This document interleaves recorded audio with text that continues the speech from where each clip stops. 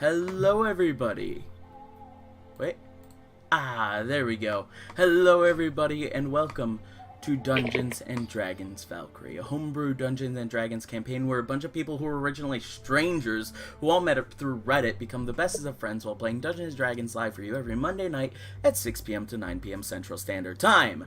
I am your host and creator of this Twitch channel here on Twitch with all of its technical difficulties, The Majestic, as well as your Dungeon Master for the evening, where all these videos, of course, get uploaded to this Twitch, as well as the YouTube channel, The Majestic, which you can find just by searching The Majestic, or by going to the link down below, or by searching The Majestic. But I am joined by these same incredible players as technically last week, but you guys still haven't seen that video if you're following along on Twitch, because again, technical difficulties, and when I tried uploading it, it was a problem. Nonetheless, it will be uploaded to YouTube in the 2 weeks to come. But we are missing one of the players who was with us last week, as unfortunately Justin could not make this episode, but he will be back next week, next Monday, same bat time, same bat place. But I will let each one of the people introduce themselves who I'm playing with tonight, starting with Rachel. Say hello.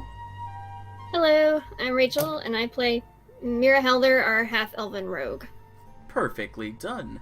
And now let's go to Fred. Say hello, Fred. Well, hello, I'm Fred, and I play Tristan Darkleaf, the human fighter. Perfect. And Brandon, say hello. Hello, I'm Brandon, and I play Jax, the Black Dragonborn Paladin. Perfectly done. And Sean, say hello to everybody, Sean. Yeah, introduce the guy sweating like crazy last. It's okay. Hi, I'm Sean, and I play Sorry, I didn't think about that. I'm getting out of this ASAP. Understandably. Oh, Venom's a human being too. Oh, we all learned something today. I am going to go ahead and explain a little bit as what happened last episode, because again, most of you probably missed it, but in 2 weeks ago, the group went to the town of Asanti, knowing full well that it was the Summer Solstice Festival, this extravagant festival which was built up incredibly to be this sort of divine experience, literally, as it is said that a goddess comes down and speaks to the people each and every year and tells them about different things that year, about how the crops will be, about how life will be, about usually they'll pick one person from the audience and be like, you are going to do great things this year, things like that. But going to the Summer Solstice Festival, they met a couple of interesting people. Mira went on her first date. Brandon also had a bit of a date as well, but he found out that the entire evening he was actually talking to Sahanine Moonbow herself, who was the goddess who was supposed to appear in just a couple minutes. She disappeared right before that, and then the vision of Sahanine did come down from the heavens. And she did confirm, for the most part, that she had been talking with him all evening in the subtle hints that she said, but the main event of what she said was that everything was going to change in the year.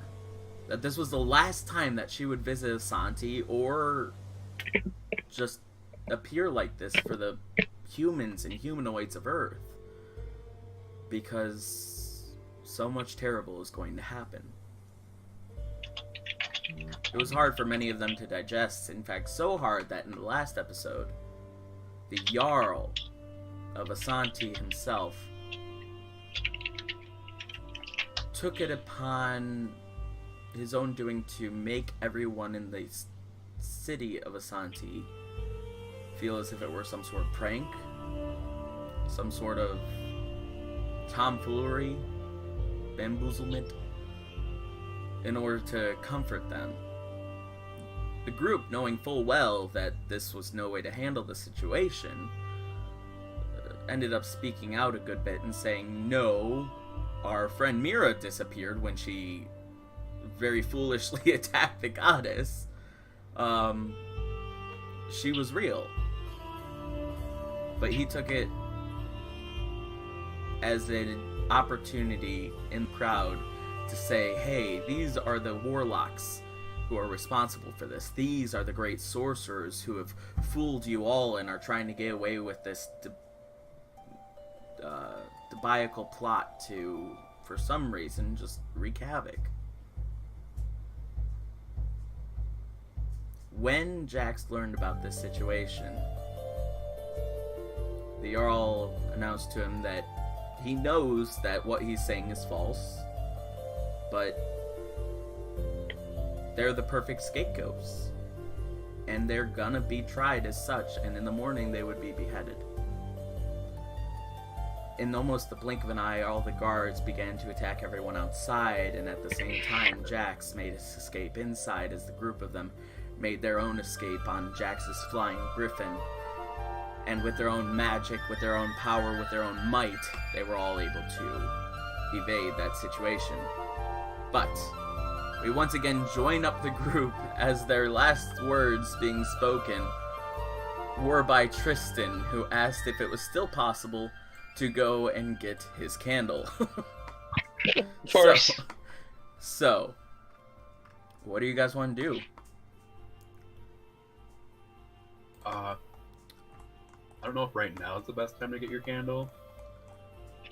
Yeah, but can we come back later?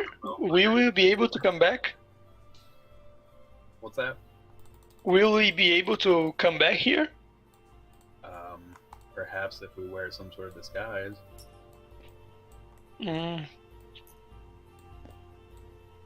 Seems much of a hassle just to get a candle back. It does. Well, it's up to you guys. How far out of town are we? You guys are still We are on in the the Griffin's back, flying up over everything. You had just defeated the Knights of Asanti and are flying away from them. It's your guess that it'll be a couple of minutes before true word spreads to all the knights around town as to who might be wanted, who might not. And you guys still do not have Mira in your group either.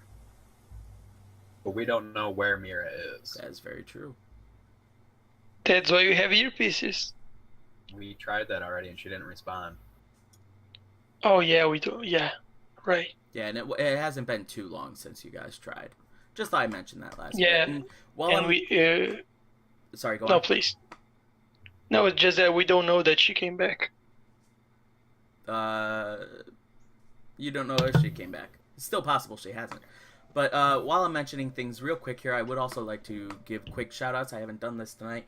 To at Itzli, or no, not Itzli. Now I'm thinking of you. At Jmool, JMOOL on Reddit, who created our first like fan comic strip, which was really awesome. Which was like a couple of scenes from one of the better parts in the campaign. A huge shout out to @Carly Matson, who created our first ever fan art, which was absolutely awesome, and you can still see that.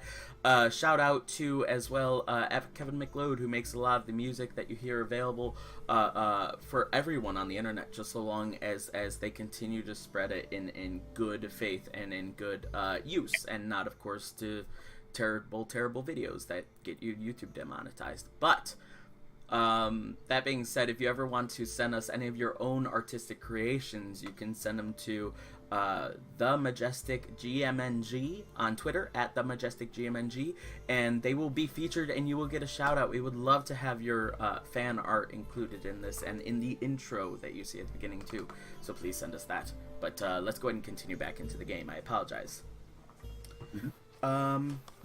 So yeah, you guys are flying about. You have no sign or clues as to whether or not Mira is there. You have no clue where she's been. It's been a little bit since you guys have talked to her, and you guys are still flying on the Griffin's back with the knights that were behind you slowly fading out of the distance, and only a few occasional people of the town looking up, noticing you guys up.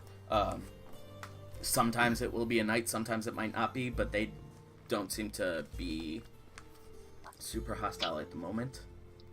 Right. If you're...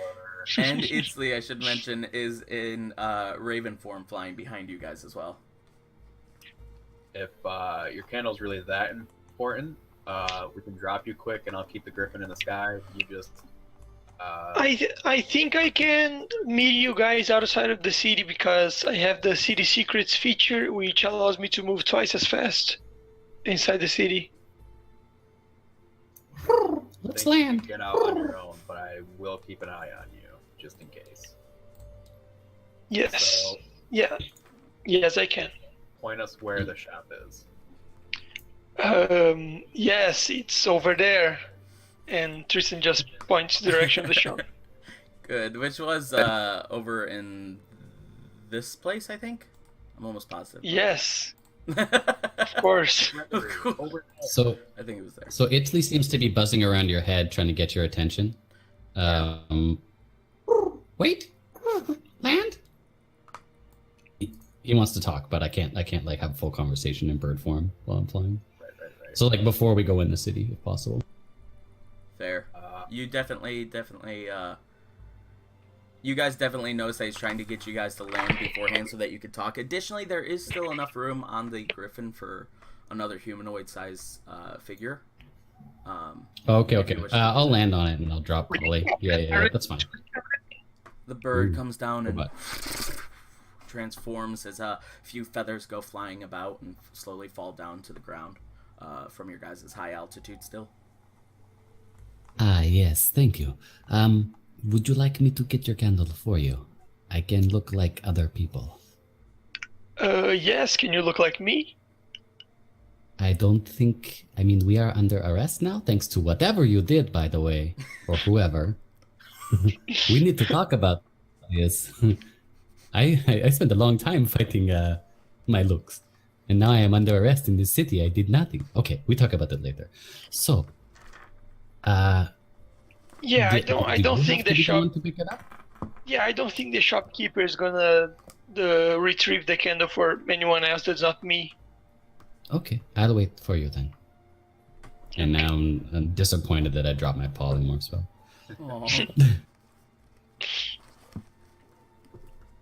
So we will continue to the shop, drop Tristan down, and then the griffin will kind of fly back up in the sky 80 feet and just Okay. kind of like hang out until I get the signal to come back down. All right. You guys. No, he was gonna run out on his own, right? Right? Yes. Okay, never mind. Then I'll head to the like the outskirts of the city. What's the flight speed of the Griffin? 80 feet per second. Well, per round. Oh, yeah. 6 seconds. I can move at 60, so I guess we can just catch up. As far as we know, there's no range for the. As you guys are coming down, do me a favor. Go ahead and make a perception check, Tristan.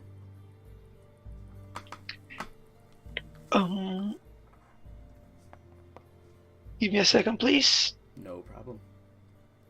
It's 19. 19. Okay. What you see as you're coming down, it's certainly not as crowded as it was earlier in the day before all the festivities happened, or even when it started to get dusk and only a few families went in before the main event, which was the solstice. The streets have cleared a good bit since the vision of Sahanin Monbo has appeared, but there are still more people wandering around at this hour than there would normally be, and there might be some sort of dexterity checks to try and maneuver around the small crowds of groups clustered here and there throughout the roads in the city. Okay. I have an idea. This might help. And Itzy says, I'll come with you, but I won't be visible. Just in case. Also, and he grabs out his disguise kit and does just a little bit of, like, sort of disguising. So, like, hoodie up or hat down or whatever. Just puts a few things on you so you look slightly different, but at least when you get to the shopkeeper, you can go, it's me. And that way you're not, like, immediately recognizable if we run into the wrong people. Okay. Thank you. Also, a mustache looks really good on you. You should grow. I can try. I'll try. Alright, you guys come in with the plan all set. You guys slowly glide down with the griffin's wings outstretching and just barely missing the edges of the building, just being far enough apart that it misses them as it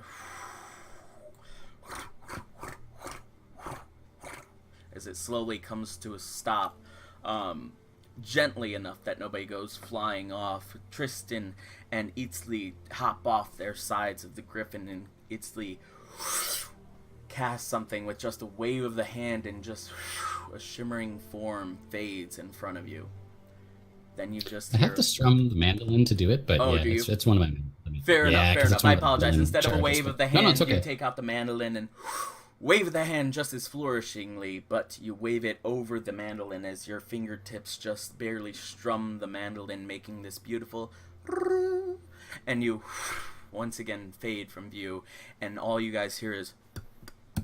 And you see little bits of footsteps in the dirt, but Itzley has truly vanished as those footsteps begin to walk around to the other side of the griffin, on the side of now the building and the side that Tristan is on. You guys slowly walk in, Tristan leading, ding, ding, ding, as you walk in the door. The familiar bell. Ah, it's you. I have no idea if this was really my voice a few weeks ago, but, this is it now. Great to see you at this very, very late hour. Guess I'm glad I stayed up so late. Do you want any more services, or? Actually, I'm kind of a hurry to leave the town, so could you give me my candle back? I know you probably haven't finished, but I really need it. I was able to tell a good bit about the candle. I was planning on doing a few more tests, but yes, I could give it to you if that is what you wish. Did you want to know what it's about? This is quite an interesting item indeed. Yes, just please make it fast. Of course. Well, let's see this. Okay. He very, very quickly goes through the paces then and says, this candle is something of a lure, known as the Candle of the Deep. It not only has the ability to shine very brightly, even underwater, in the deepest of depths, but when lit, once per day, it has the ability to summon a water elemental. So, that is quite a nice candle you have there, as he hands it over to you, and before he places it in your hand, he goes, would you like any gift wrapping with this? I could very quickly go... No, thank you very much, and No? I just put a gold piece on the table. Thank you very much. Of course, as he hands it to you. And I just run out of the shop. Have a good one. Ding, ding, ding, ding, ding. As you quickly run out of the shop. Running out of the shop, you see that you can see way up above you is the griffin, about 80 feet up in the air, which I believe was your guys' plan. Or where did you say that? I forgot that he wanted to try and get out on his own, but I still want to kind of keep an eye on him. So I'll start heading towards the exit, but Okay. not far enough to where me or the griffin will lose sight. Fair enough. With a good eagle view, you're able to see them down there, and Itzley with Itzley and Tristan, as the two of you exit out of the shop, you can look up, and through the glowing blue light still of the moon, you can see the griffin up in the sky, slowly flying toward, so far as you know what the exit is. Yes, and the city secrets allows for the whole group that's with me to travel twice as fast. Okay. It's not just me. Very, very nice. So you and Itzley just begin pacing very quickly through the streets. Do us a favor, go ahead and make a dexterity check for us, both of you. I got a 15. 15? Yes. Okay. And Itzley? 10. 10. Alright, perfect. So you guys are able to quickly move around. Itzley, you're used to being very, very slithery with your movements. Today you just feel so confused with everything that's going on that you're finding it a little bit difficult, but luckily nobody can see you, so you just quickly move to spots where people aren't, and in some cases get a bit uncomfortably close to some of them, but they have no clue that you're there. Please, slow down, you're taking too many turns. As you guys try to keep up. make your way along, you guys end up doing a giant backwards S through trying to avoid many of the groups and knights when you see them here and there. But you guys are able to make your way over to the clearing where you guys first entered, as the griffin is just passing overhead. I want Tristan to go ahead and make a stealth check. 17. 17. Alright. The griffin and all of its passengers fly overhead, over the bridges, over the river, and you guys, Eatsley is able to manage to move about and make his way to the bridge, and the little patter of making its way to hard on wood as he's walking over the bridge does give you an idea where he is, but nobody else is able to see him. Nobody knows anything is there. They just feel like there's some creaking around. And you, Itzley, as you're passing by the entirety of the guards' watch over here, and as you pass by the two front guards, luckily you're able to make it look like you're just trying to quickly run home, and you blend in with the crowd a good bit so that you don't seem to stand out too much, even with your armor, even with everything that you have on and your sword. You just look like somebody who's walking out of the city with the rest of the group after, say, a large event or like a carnival kind of event. So you guys are finally freed out of the city. Okay. I just think to Jax. I got the candle back. It's okay. I'll drop my stealth so nobody sits on me on the griffin. You once again reappear. You want me to pick you guys up, or are we gonna try and go on foot from here? Can the griffin feed 4 people? We just had 4 people, right? Yep. Yes. 5 would really be pushing it, but it's a large lion kind of griffin. Okay.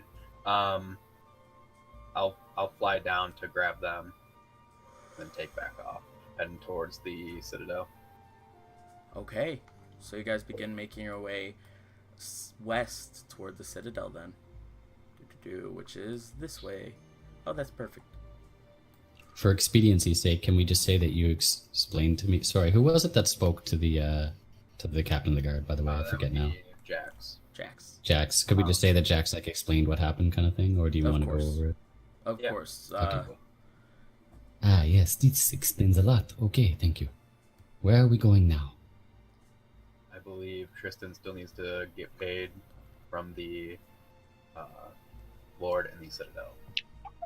I don't think that's a priority, but if you guys have the free time, we need a place to kind of hide for a minute while we figure out where Mira is and how to get her. So,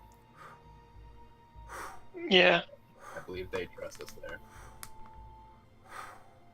And as you guys are talking and discussing this, the griffin's flattering is becoming slower, a bit more labored and hard-pressed fluttering of the wings. Can we try to contact Mira? Yeah, you guys definitely can. You guys can try and listen in on the rings, or some of your rings, some of your earrings, some of your necklaces. I don't know if Jax would, because she didn't respond the first time, and the only time she didn't do that was on her date, and we just watched her get taken away by a goddess, so I just think that she's like out of range right now.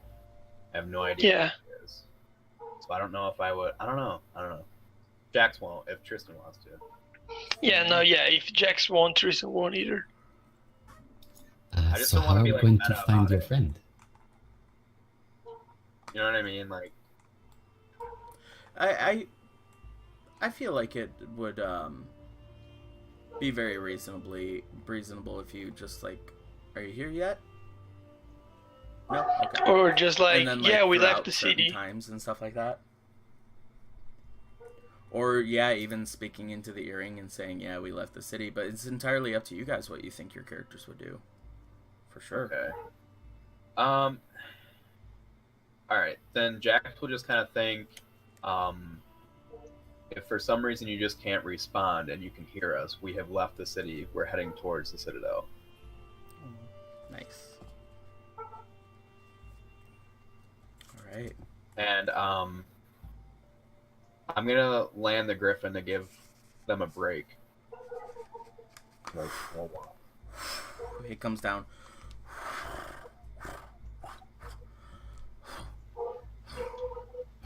As it lets out this deep, heavy pant. How does the griffin look? Is he hurt? He doesn't look hurt. He does look a good bit tired. Keeps on sort of using its bird kind of tongue to it's not long enough to lick its beak because it's still I bird gave tongue, all but those he'll be apples to that lady at the inn, and we never got to eat what they're gonna make for us. like... Oh yeah. A delicious feast of apple-based foods, all gone. No.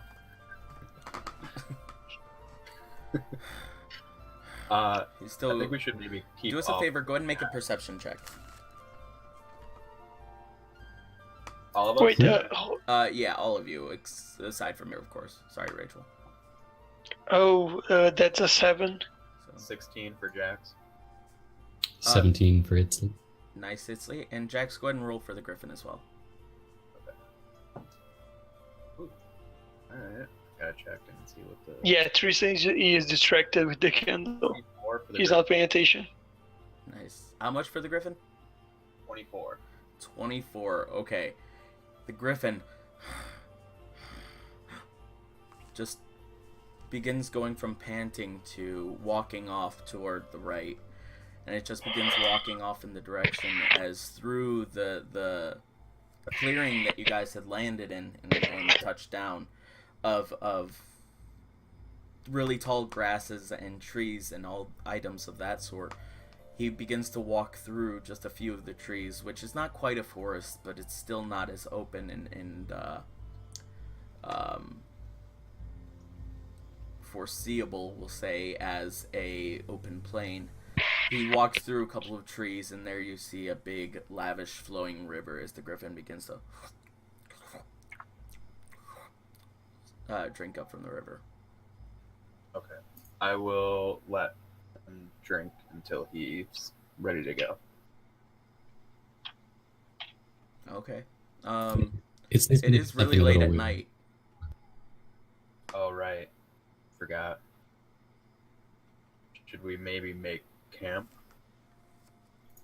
Yes, it is getting dark. It is hard to travel at night. And Itzley casts Prestidigitation slightly upstream at the water and makes the water salmon flavored for the Griffin. Aw, nice. You view the Griffin just curiously put its head back and then begin to drink it up quicker. Tries to chew A little bit of that too, yeah. it. Sorry.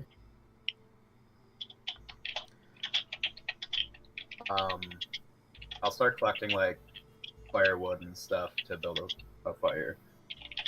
But we shouldn't keep it lit for long in case they're searching for us. Why? I say that a nice burning fire is great, says Ash. I Because can't do it'll a great Ash. draw much attention. Wherever you say, Jax. As he takes some of the already collected branches and stuff that you had collected up and holds out his hand as it goes ablaze. Should we hunt for food? Or do you guys have food? I have dried rations. Okay. I'll take one of those. Oh my god. There's a bee in here or something. I'll toss him one. I don't know how many I have left. Let me check.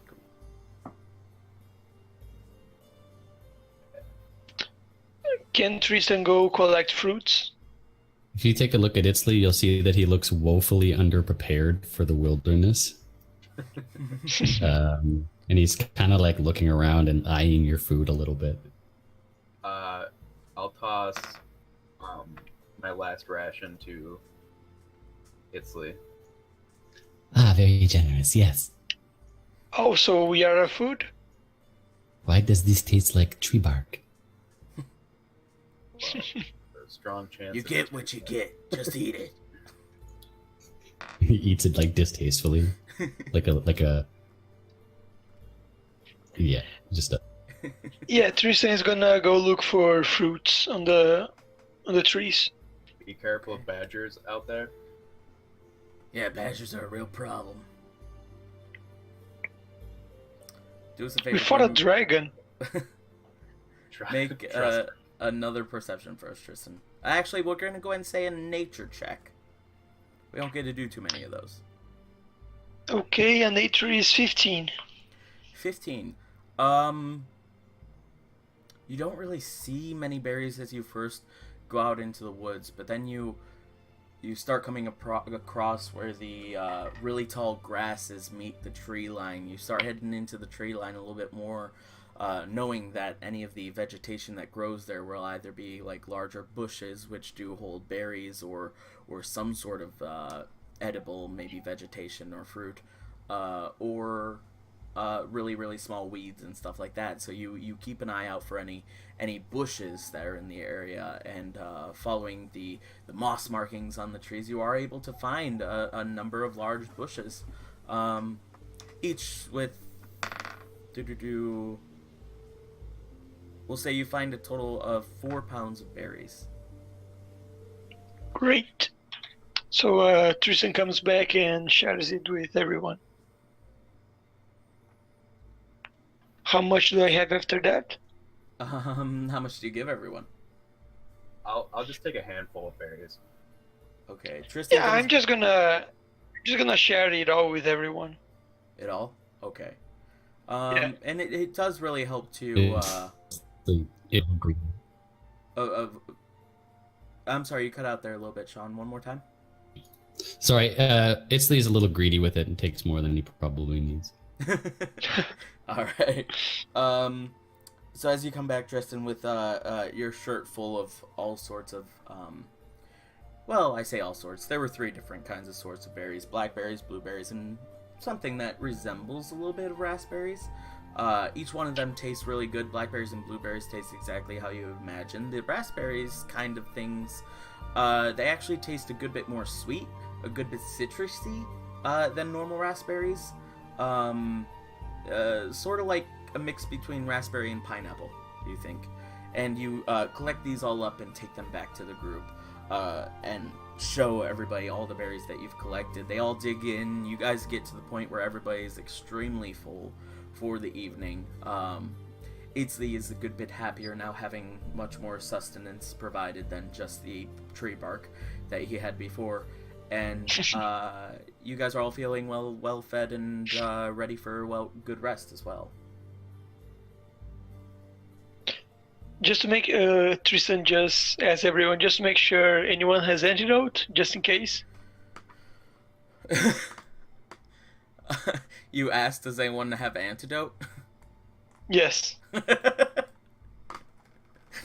I don't know. You're the one who brought us these berries. Why do we need antidote?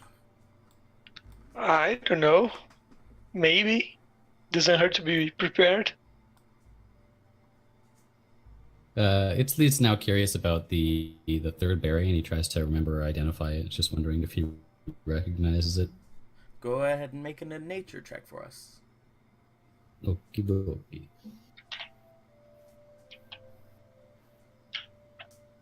A natural 20. A natural 21. 20. You do Yes, sir? recognize these. They're very, very close to the shores of this area. Berries of death. They're not quite. They do have a sort of similar name. They're called fireberries, but the main reason why is because they're indigenous to the areas surrounding the coastline off the island of Vok and its surrounding areas. So as you go more toward here, this way, you get off to the peninsula of Jakku, and then just beyond that is the island of Vok, which is this very red-hot kind of island, and many of the forests on the lands to the north of it have actually been scorched by its fire. These berries are only found, again, along these cliff sides, along these mountain sides, and the water sides that surround that island, and for that name it has the fireberry name. But they are very, very healthy, very nutritious, and very, very sweet and delicious. Okay, so Itzli says, yes, I do recognize these. Don't worry, to those that do not have scales, you only need an antidote within 24 hours. You should live for now. Tristan gets kind of scared and starts looking at the berries. Just, oh well, too late. Well, At scales, he feels fine. if I had a gold piece for every time I had a death sentence. As he continues just eating berries by the handful. Zash. Itzli smiled when he said that, so it's pretty obvious that he's just joking about.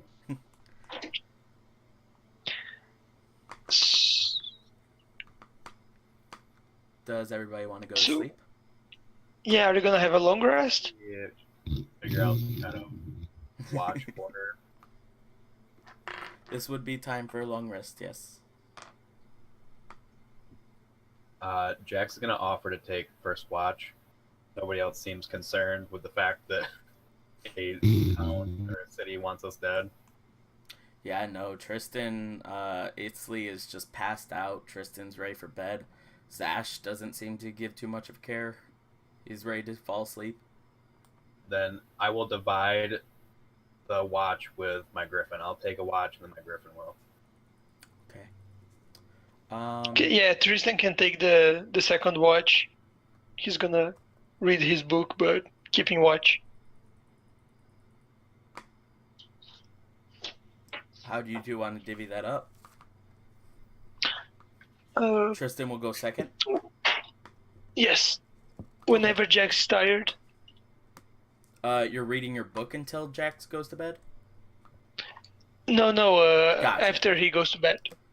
So you're going to go to sleep, wake up, read your book. Gotcha. I didn't know by the reading the book bit. All right.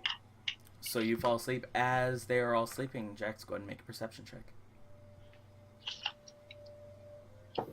Actually, do me a favor. Go ahead and make a Constitution saving roll as well. Can I make a new roll or use this As one? well. What's your perception to? 15 total. And 15. Nice. 1 second. You said saving throw? Yes. Okay. 24. Wow.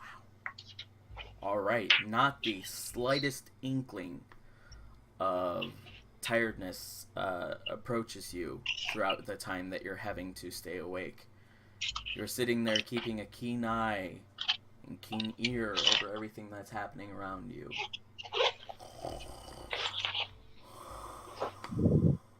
The constant snoring of many of the individuals around you, the whistle coming out of the nostrils of the griffin as well, behind you. You have a very, very peaceful watch. Nothing too eventful happens during your time. Real quick, before Itzli wakes up, or sorry, before Tristan wakes up, and oh boy, it's gonna be Jackson Zash all over again.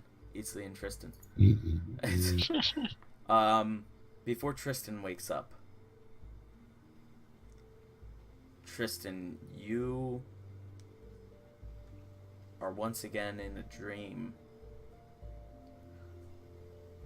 but it seems so real. So, all the prophecies are coming true, huh? It is once again the vision of the old lady in front of you appearing, and brick by brick, piece by piece, the house envelops around you.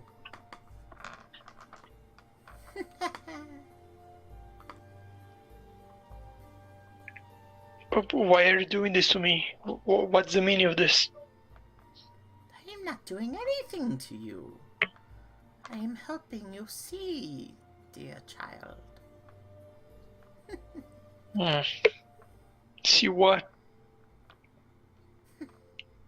who you are, where you come from, where you're to go. That is the biggest one. Why? Why are you doing this? Why you care? Her face goes from a smile to like a much more stern look. Who are you? I'm Tristan Darkleaf. No, who are you?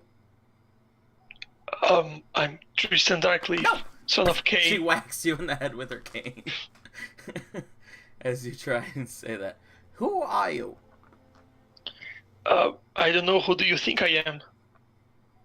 I know who you are. I know where you came from. You don't know me. You don't know yourself. Who were you when you were little? Who were you at the beginning of last night? She asks, pointing to what you remember and can only assume is the dream that you had the night before. Tristan starts to clench his fist. He's not liking it. Tristan. Time to wake up, Tristan. Once again, the sound awakens, and once again, you feel like you're going into that dream, but it's so strange because you turn your head to look from the old lady sitting at the table across from you to see that vision, but there's just this line of distorted reality, and it's as you're looking through a looking glass into your own eyes of the dream that you had the night before. Come on downstairs. Your father's making waffles, and we have a special surprise for you. So quickly get ready. And we have a special day planned. It is once again the dream from last night of your mother. Why do you keep showing me this?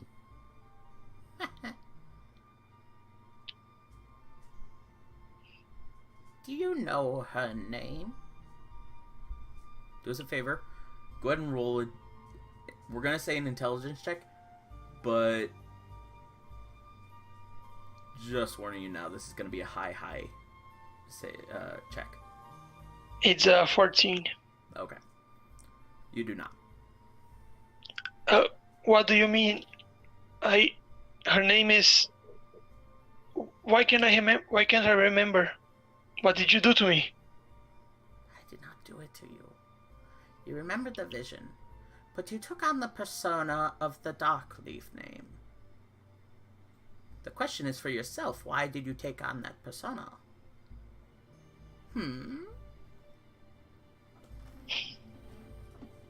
I couldn't bear it. I had to change. He took care of me.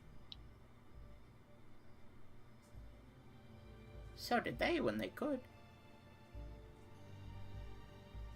He doesn't say anything.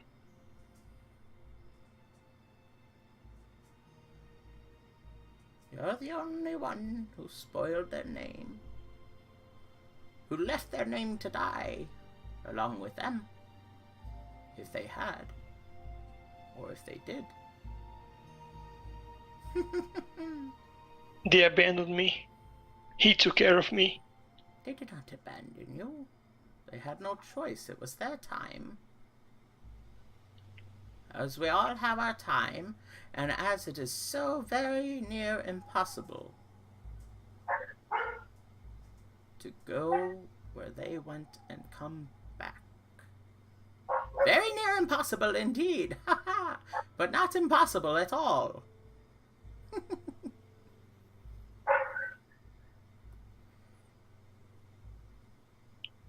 They shouldn't have gone there.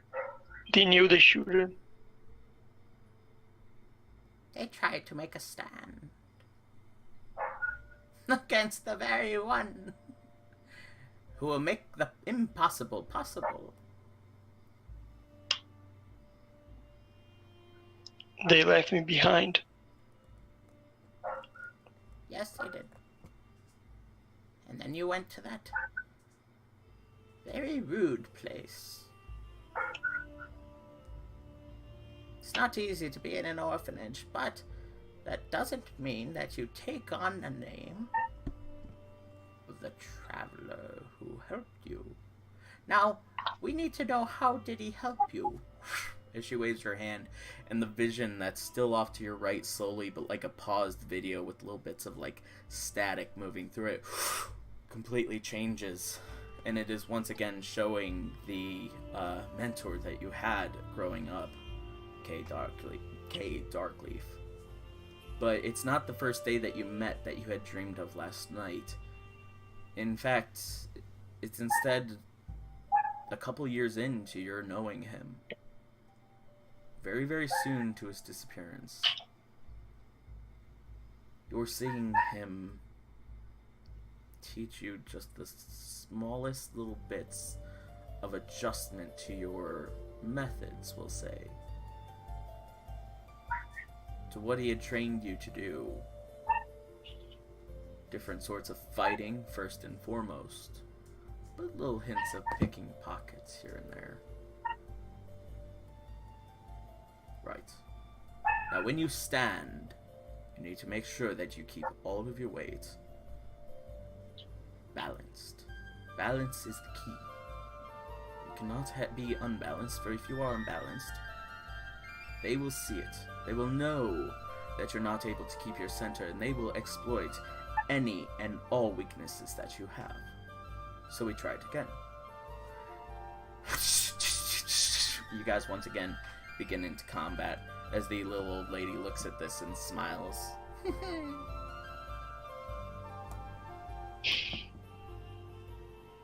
Why? Why? Why what? You know he abandoned me too. It's all about you, isn't it? Ha! You need to stop What do you looking mean? at the world not so selfishly. Oh, well, your parents died. Oh, they abandoned me. He disappeared. Oh, he abandoned me. You got to think about others as well. Sure, that line of thinking is what made you one of the best mercenaries around. But what are you if not just a mercenary? Who are you? What? She once again smacks you on the head. And this one hurts. It feels real.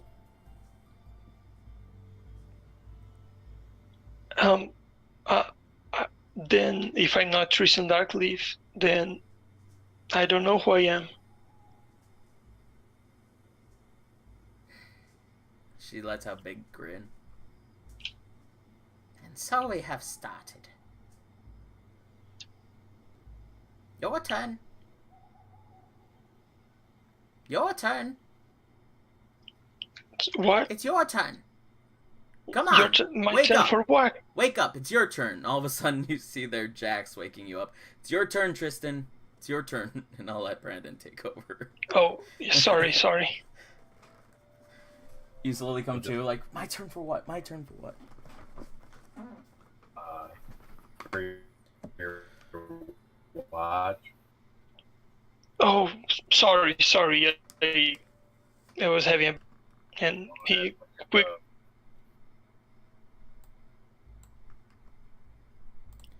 You guys are cutting out a bit. Oh.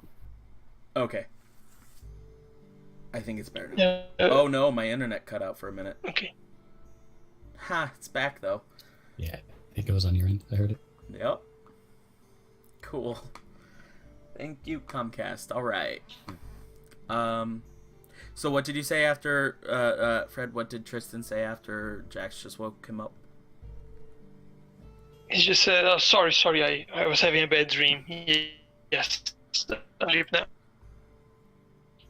Okay. And he goes to and watch. Right.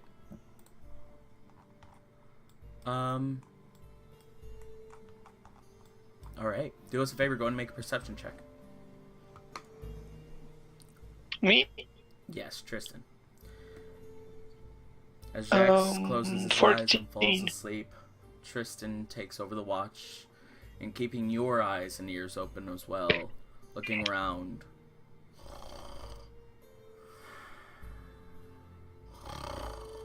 Just a loud noise of snoring fills the air, and you have a rather quiet watch. Slowly light comes to. Tristan, you are feeling rather tired. Jax, you're feeling rather tired a little bit too, as the group slowly starts to wake up after about 10 hours of sleep. The both of you got about 5 hours of sleep or so. But we'll say that you guys are healed up and everything like that, but you guys are just a bit tired and groggy throughout the day. Oh. In the chat, Fred said, improv is hard. You did a great job. You did awesome with that.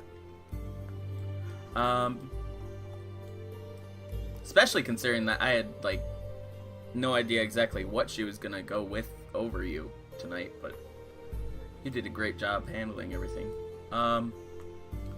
So. Pretty good. Pretty good. Yeah, that's a bit too loud. There we go. So, you guys come to. Everybody is full, has had a long rest. You guys have your full hit points back. You guys have,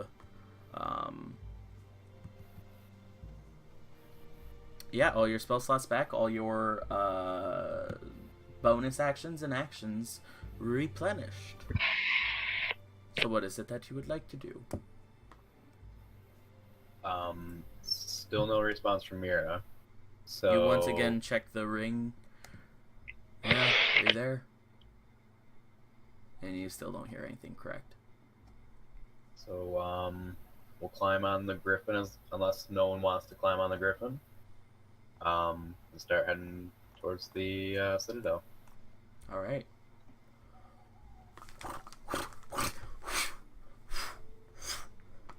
The griffin takes off and begins flying through the air once more as the breeze blows in all of your faces. It's a very sunny late morning that you guys are taking off at. Very nice day as the breeze and the smell of the ocean just overfills you guys with coming up over the shoreline, over the rocky hills. And you guys slowly make your way to the point where mountains are completely surrounding your right and plains are completely surrounding your left. And slowly a little dot in the distance does begin to appear. This dot slowly coming into view is the giant citadel. Has Itzley ever been to the Citadel before? I forget. Itzley would have been to the Citadel a number of times. It is definitely a great spot for performing or just getting some coin out in the street by doing different street performing kinds of things. And he definitely would have visited there. How would you sum up the city in like 2 or 3 sentences? It is a large city that was completely constructed intentionally, which means that before they built the Citadel, there was nothing there. It wasn't like a small town that slowly began to grow. They constructed everything as precisely as possible, from the waterfall itself to all the different roadways, to the shopping district, to the financial district, and to the poor housing, middle class housing, and rich housing, to the capital. Everything was intentionally designed, and it has become the largest trading hub for all of Valkyrie, considering it's pretty much dead center in the entire continent. Okay, cool. And it's run by military? Lord religion? Eowyn. Lord Eowyn. Lord Eowyn. Yeah. Okay. He's the pronounced Lord of the Citadel. What's his what's the word I'm looking for? How do people think of him? Reputation. Everybody really likes him. All the people do. He's a democratically chosen leader. Chosen lord, I should say. Yes, here is a general outline of the town, city, whatever you might wish to call it. And here is the best photographic representation of the Citadel as well. Yeah, I think you showed this to me before I started playing with you guys too. It was pretty cool. Okay, thank you. No problem. It's so pretty. Yeah, I love Holy that picture. jeez. I love that picture. Alright. So. Jax, you're controlling the Griffin. Where would you like to land it? Where would you like to go?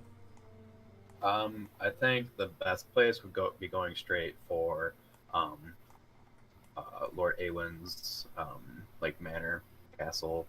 Okay. Right toward the capital of the Citadel. You guys fly there. Alright, I hate to have to do this, Fred. To make things a little bit easier with your ping being so low, I think that might be adding a little bit too to my internet. Oh yes, of course I can leave. It's not that. I'm also sort of gonna go ahead and leave, and I'm just gonna do a single player game and set it up so that I'm not online, and this way I feel like it'll just be a little bit easier, but you'll still have the screen share, and hopefully one day we'll be able to figure out that No problem. problem. Oh boy, maybe that was a bad mistake. It says I disconnected from the server successfully, but it is froze AF. Alright, so we are just going to use the theater of our imaginations for this next second while it loads up. You guys, do us a favor, go ahead and make a perception check once again between you and the Griffin, which I keep on for Gregory. Gregory the Griffin, that's his name. Alright. Okay, 16 for me, and 22 for the Griffin. 22 for the Griffin. You have a general idea of where just outside the Capitol building would be a good open strip, but before you're able to make a decisive choice on one of the possible 3 open areas that you see, the Griffin lands down very, very successfully in a very large open spot, which sort of, well, you did see a little bit, and it was one of your choices, but the other 2, you can decide between them for some reason. But the Griffin lands in the perfect spot just outside the building, and you guys make your way inside. Pat his head, good boy, Gregory. Intercoming. That's out like a little. Do.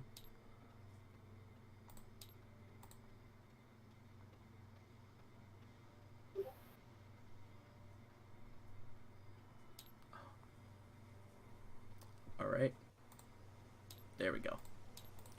Now we successfully have a game running, and not too bad, I don't think, for the internet. And this was just an idea as well, so I will let you know, Fred, if anything changes about that.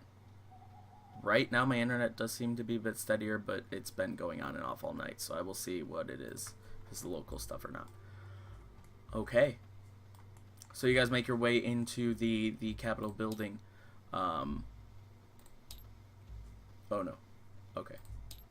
Yes. What would you like to do? Do you look around for Lord Eowyn?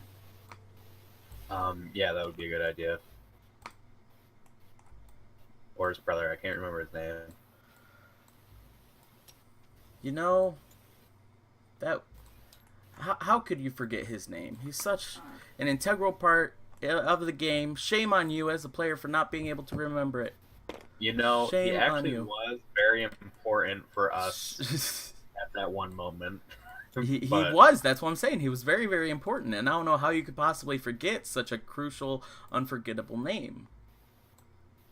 You know, it's just one of those things. It's not Sorry, like I Austin, would ever what's his forget name? what his name is. What? His name is spelled Skjrni.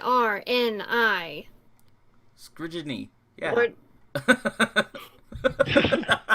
It looks Nordic to me, so I don't know how to pronounce it. We'll Was rename it it. SKJRNI? Yeah, that's what I wrote down. Is there a K? Skuggerna. Steve sounds better. It looks like a K to me. Why not the Ewing's brother? Yeah, we'll just call him Other Awen. Yes, Lord Awen's brother. Hello, pleasure to meet you. I'm Lord Awen's brother. Yeah. That's definitely a thing now. Scrigeny.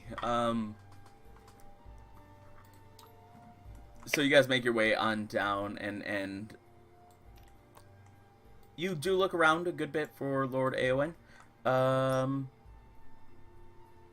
You don't see him off the bat as you enter in, but you do see a number of guards.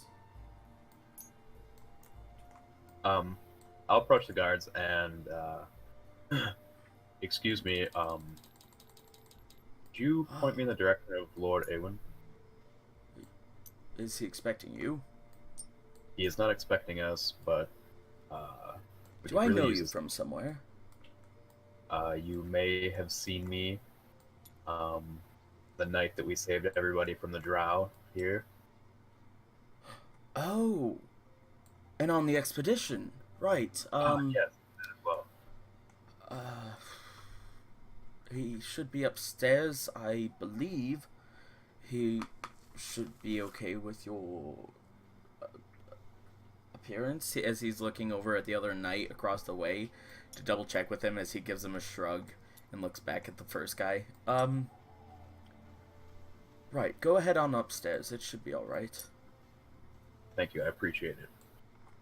So you start heading over to the second floor landing, which would take a while for it to load up, so I'm just going to imagine that's here. And as you make your way up to the second floor landing, you see there is... Ooh, that's a good question. Who all do you go in with? I'm gonna have the Griffin stay outside. Griffin I is think we outside. should all go. Yeah, I think everyone can go, especially if Zash is with me. That way he knows, like...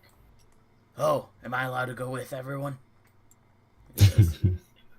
That way he Um, knows we're legit.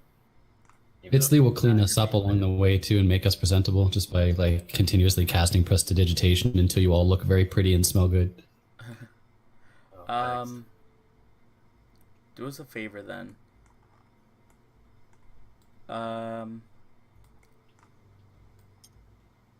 Just for our sake, would Brandon, could you possibly roll me a d20 and let me know what that is? 8. 8. Okay. I'm pretty sure, because this is going to be for Zash's, we're going to say persuasion. Shit. Yeah. Just to see what that is, and it just has to be really not bad. So I hope he doesn't have -3 to persuasion, but knowing Zash, he might have -3 to persuasion. So let's go ahead and view this real quick. He's charisma based, so it should be pretty good. Oh, okay. Then why does that always happen to him? Like...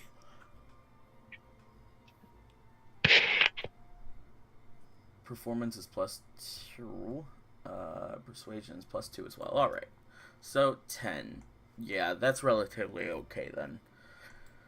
Where, not only does he not get, like, attacked on sight, but, also walking in, they keep less of an eye on him as they would have if he had rolled 5 to 9. But, he's like, How's it going? I'm better now. he tries to just walk up and tries to follow you along the way. And you guys make your way up to Lord Awen's office, the familiar site where the wizard had originally drawn the magical teleportation circle that you guys all used to get to the top of Mount Edward. You enter into the room. Ah, it's so great to see you guys. Oh my goodness. I thought you had all died, actually. How are you all? We're physically okay. Currently, Yeah, we're not. And the fireman? Points. he is himself again. Hi. We were able to get rid of the demon fiend dude that was in his amulet. I'm better now. Bitsley looks very interested in this this part of the conversation. It's like, ooh, Good to see that you made full recovery. And my hired mercenary, great to see that you've made it as well. Yeah. We managed to survive more or less. I can see It that. was really hard. I'd imagine that with all that time, you guys must have had much difficulty since we last saw each other. Yeah. Fought a couple demons, killed them. You know. But anyway. I say that must have been a very productive year for all of you. Year? Yes. It's been days. No. It's been almost a year since I saw a lot of you, since we went on our expedition. Why did Grendel not say anything? He's the one that brought us back from the fire plane. I'm not aware. I really thought that you knew, being gone so long. It's Lee's chuckling. This seems very familiar to him.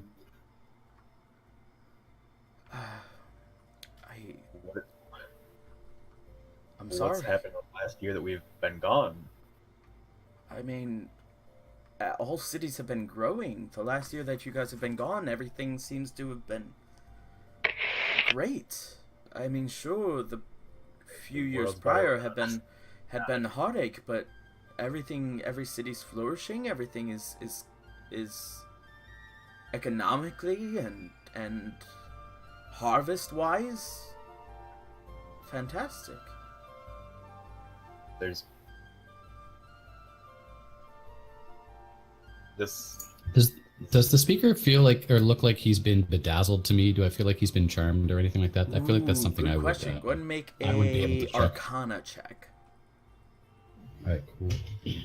It's they sort of like looks at him slightly curious, cocks his head sideways, and doesn't know shit. Rolls a 4 plus 5 total. From what you can tell, he seems to be very genuine in everything that he's saying. I love the train of thought of that, though. Like, honest to goodness, he seems very, very genuine, but a great check there. And you've noticed this too, though, with you being in the world, certainly for the last year has been a bit of a pickup. Like, maybe it's a calm before the designated storm that's about to be coming, but the last year has been rather good for everyone in lower poverty-driven kind of areas of major cities. Been very good for everyone food-wise. Not many people starving or complaining about food shortages, or everybody complains about this or that, but it's no huge issues as much for the last year, that is. Okay. So Itzley sort of like stands forward and sides along into the conversation, just pardon me, my lord, and then looks at the group and just says, "It is common when leaving some planes like the Feywild to lose time. Is it possible that happened to some of us, or you?" As he points to the rest of the group. I don't know much about planes.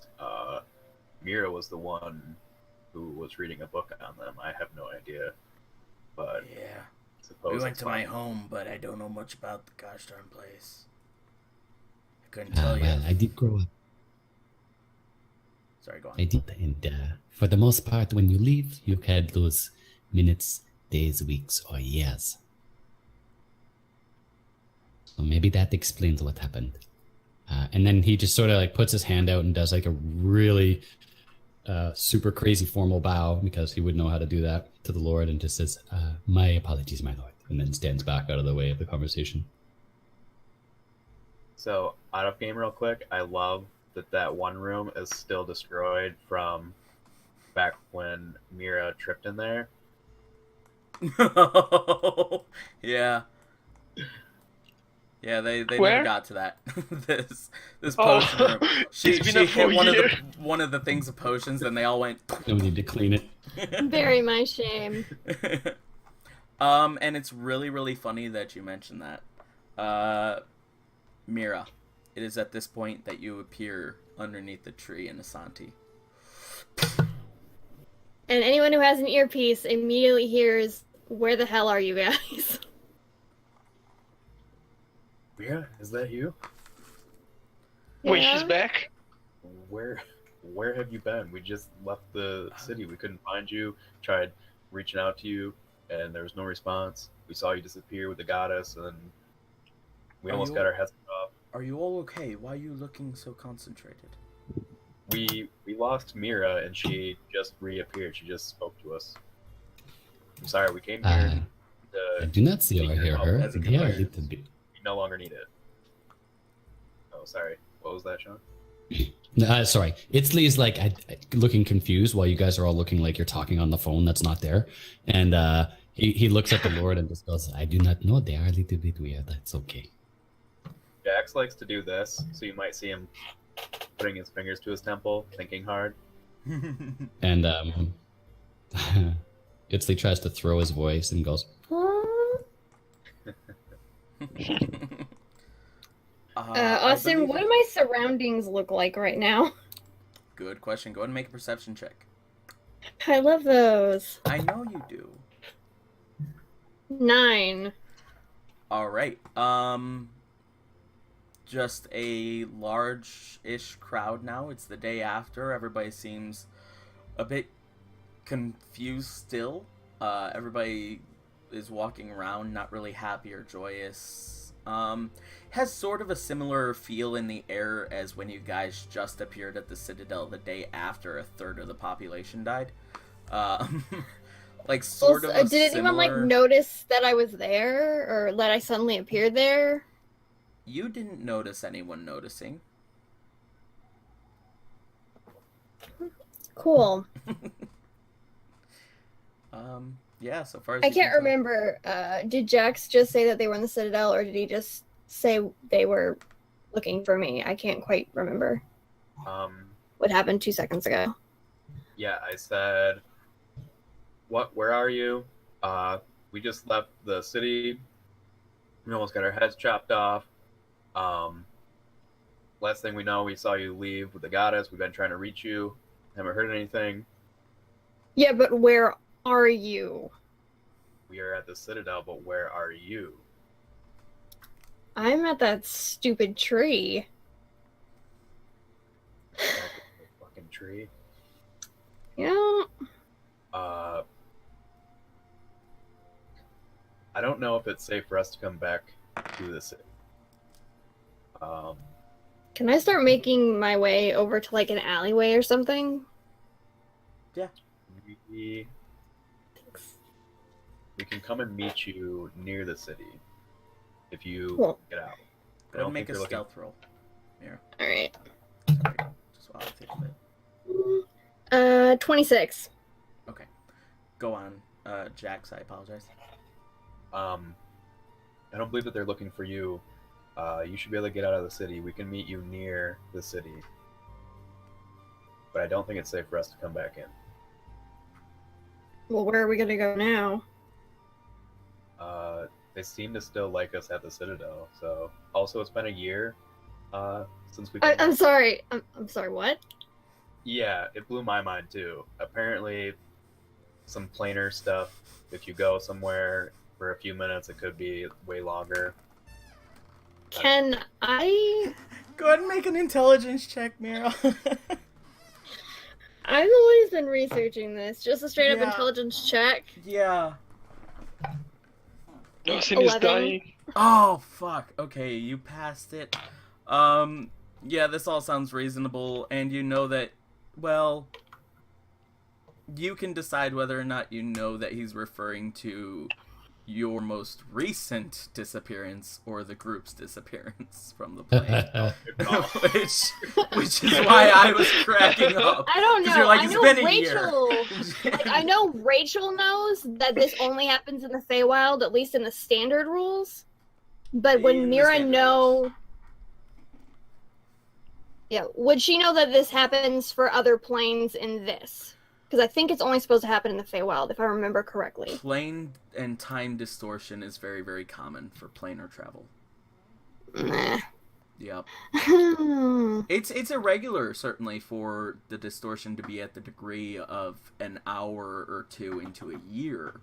Certainly very irregular. For any planes, most likely it would be the Feywild. it is very irregular for it to be like one of the elemental planes, but that would appear to be what happened. And it would more likely be to a demi-plane that kind of distortion would happen, which would again enforce the belief that Mira thinks that he's talking about she's just been gone from the group for a year. But I will let you decide. 11 was your roll overall. Yeah. If it were under 10, then you would have been like, oh shit. I was gone from you guys that long? Oh, and you've been gone for an entire day. I don't know how long it's been for you. Just mention that. Doesn't give you the choices. Never mind. Oh, and also... You said we've been gone for a year since the fire plane?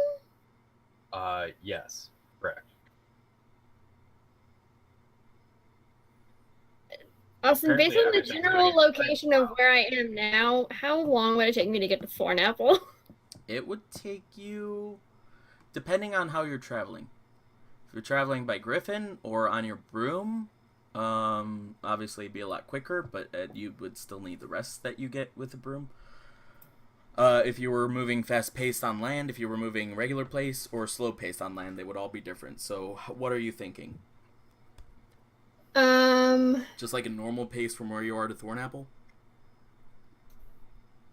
Probably broom if it was just me. Broom if it were just you. So we'll say that that's a regular fast pace with a little bit of pace. I so have that'd a be 30 speed of miles 50 feet normally? on the broom. On the broom, yeah. On the broom. Yeah, I have so speed of as you're 50. switching between broom and land, you get a little bit of a boost even if you're just walking on land. We will say that that is... and you could just dash a bunch because you don't tire from flying the broom faster in your turn. Yeah. So, yeah, we'd say that you get certainly 30 miles a day. That would be about a week. No. Yeah, a week.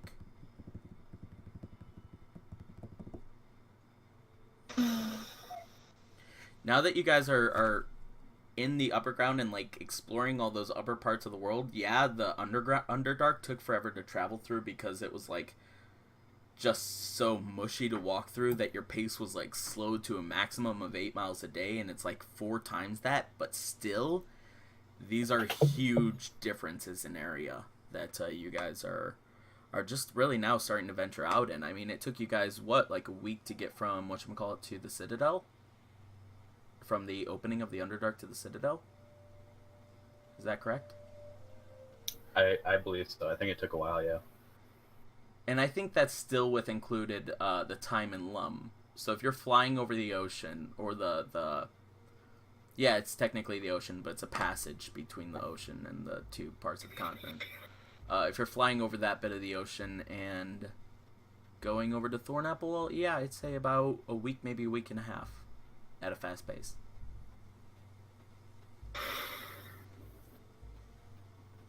And how long would it take me from the Citadel to here? Citadel to there, that's like a day at a really fast pace. 2 days at a normal pace. Or I should say 2 nights at a normal pace. But they were flying on the Griffin, who was moving really, really quickly. Fast travel enabled, because you guys have already discovered that location.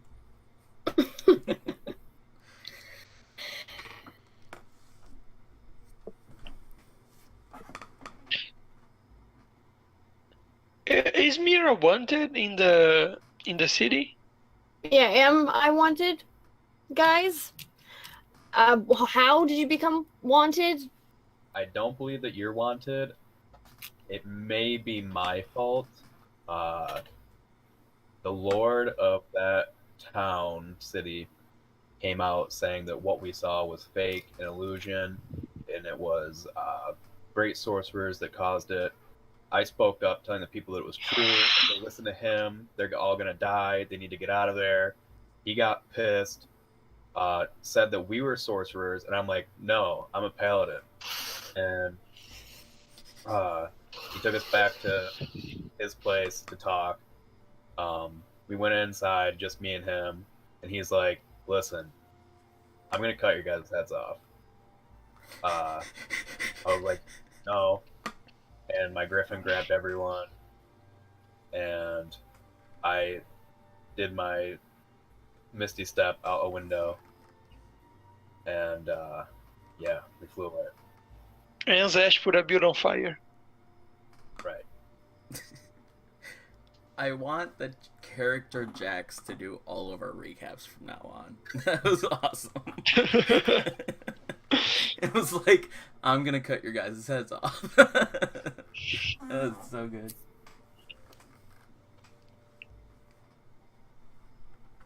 Have I been in that alleyway yet? You are in that alleyway, yes, and you are stealth Alright. with your 24 roll. Darn you. It was, I love that, like, I think it was 26 because I rolled natural 18. Lord Oh. Lord Aemon and Eatsley are just, like, staying there while me and Tristan are just, like, thinking. Very Lord interesting. Aowen has asked Eastleigh a couple of questions like, do they do this often? Kinds of things. I don't remember them doing this, like, anything like this when we were traveling abound, but there were a lot of us. I wasn't really paying that much attention and stuff of the sort. Ask Eastleigh how So long- Itzley like yeah. Well, Itzley just explains like matter of factly that this is clearly how they communicate with some of their friends, and that he hasn't been promoted to friend status yet, so he doesn't have the the tools. How Do we long have you another been one? traveling with them? Mira had Delilah's old one, I believe. I'm the only other one. Yeah. And so then Itzley actually says, just long enough to become wanted by the law. And then, By the Don't law. say that to a lord. oh yeah, it just totally just drops that. Well, what happened? I don't know about this. I don't know about this. Well, I mean, you sort of just said, like, Itzley put two and two together based on your one-sided conversation and what happened. So he will just, because he seems to trust people way too easily, just tells the Lord that they're being used as scapegoats for the festival and tells him what happened at the festival just to see how the Lord reacts. Wait. And actually asks the Lord, what do you think? What is your advice, my Lord? Wait, Jax hears the Sahan- word scapegoat and says that to Mira. Yes, scapegoats. We were being used as scapegoats. You don't, and I mean, you don't contradict with the local lord in public. That is dumb. That is People would have stupid. died. You heard what the goddess said. That entire town is going to be destroyed. He was trying to keep people there. He wanted more people to come in. Trying to save people. What I do. And Itzley explains to the Lord, Yeah. if it was up to me, I would have convinced that man, to have us be heroes instead of scapegoats. But, it wasn't up to me. So Sahanin really said that this year at the festival. She did. She was very much a doomsayer.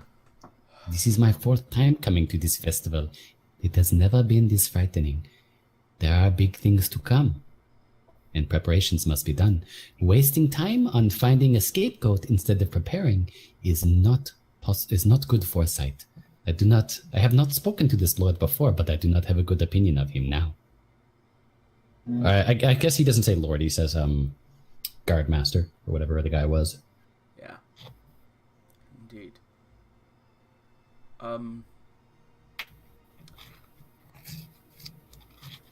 All of you, follow me, would you? As Lord Awen starts to walk outside and walk down the stairs. As you guys walk, he sort of presumes that you guys follow up behind, but he begins to tell you guys. Now, as you guys have already known from a year ago, or a week ago, or however you guys perceive it, compared to however I do, there was writings up of the history of Valkyrie and its premonitions to happen to all of us. Yes. There have been writings of such an instance of a god's warning. Come. He continues to usher you guys over this way now. So instead of already being upstairs... The Maybe secret one room thing. where Mira got paralyzed. Yep, that's the one. It wasn't that secret. It was on the main floor. Anyone wandering through would have. Well, Jax didn't know about it. The secret That's true. What is that? A candle. What's the candle doing there? Alright. So you guys make your way over into this small room. You guys usher your way through the door pretty much as you follow Lord Awen, who leads you in there. Now, it has been written that God's warning will be delivered upon the people of Valkyrie before Doomsday. Essentially. Where was this written? Let me see if I can find the book. As he begins to move from book to book, he begins to flip through the pages, and you, Jax, almost instinctively, having known what happened to Mira, you go and try and stop him before he flips through the pages. But he does it so quickly, and you're waiting for him to almost become paralyzed, but watch as no effects happens to him as he continues to flip book through book, page through page. Don't touch any of these. Only I'm allowed to. Me and a few select scholars. As he continues to flip through, looking at different books. Ah. Here it is.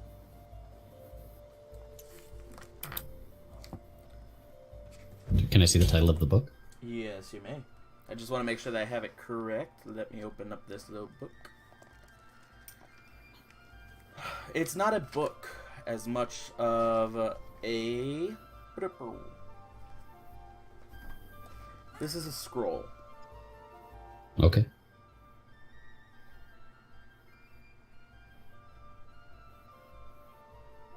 So I guess it doesn't have a title or anything. It's just like... the Scroll of Shugit. Chughit. Chughit. Okay. What do I recognize the term Shugit? Is it like a place or a... Go ahead and make a history check for us. Okie dokie. And he slowly begins to announce this as well to everyone and say, "This is the Scroll of Shugit." What is it? 20 even, not natural. 20 even. The Scroll of Shugit is one of the very few scrolls that are said to have been handed to humans, and again, humankind, we'll say, which includes, all orcs, elves, stuff like that. Humankind, we'll say, has been handed down to humankind from... Humanoid kind? Humanoid kind, exactly. From ancient dragons themselves. There are only believed to be, I believe, 8 of these scrolls in existence. The Scroll of Shugit. Shugit is known as the protector of the sky. He is a giant blue dragon. We'll So say this an is an Elder ancient Scroll? blue dragon. That essentially, yes, this is an Elder Scroll. Pretty I cool. mean, what? No, so- there's no such thing as copyright. not in our games. So Italy would he said don't touch it, so he doesn't, but he looks as close as he can and just tries to take it all in, because this is a pretty cool, powerful artifact that he would have heard of before, or not powerful, but at least not notorious, but anyway, something of well renowned. That's the word I'm looking for. Yeah. And and he just takes a good look at it, just sort of takes it in. There's said to be 9 signs of doomsday. Unfortunately, they all get far worse than that. And it's not quite how you'd imagine the instances of doomsday to come about. And how much time do we have? How should we prepare? If the first seal has been broken, then the other ones are already in effect. The second seal, after God's warning, is the rise of the anti-god. I'm thinking all of this to Mira, by the way, so that she's in on it. Okay. When you guys asked, do you have another ring or whatever, did you check your pockets to see if you had one? They were given a certain amount of rings and in their inventory I and know stuff. for a fact Mira has the only extra one. Okay. They actually got these little gemstones, which they turned into, I think it was like 3 rings, 2 bracelets, 2 earrings. No, 3 rings, 2 bracelets, 1 earring. No, we only turned it into a necklace and then an earpiece, and then we just distributed those. We only Necklace had 6. is what I meant instead of bracelet. I apologize. Jax has a bracelet one. Okay. Everybody else has either a necklace or an earpiece. Okay. Just curious. Sorry, please continue. What is this anti-god? The anti-god is exactly what it sounds like. One of the most pure forms of evil that has ever existed, and, well... Itzley's writing, by the way. He's taking notes. He's actually looking more excited than scared, if anyone can take a look. Okay. Is there Finally, any a other tale name- worth telling. Is there any other name for the anti-god? Many.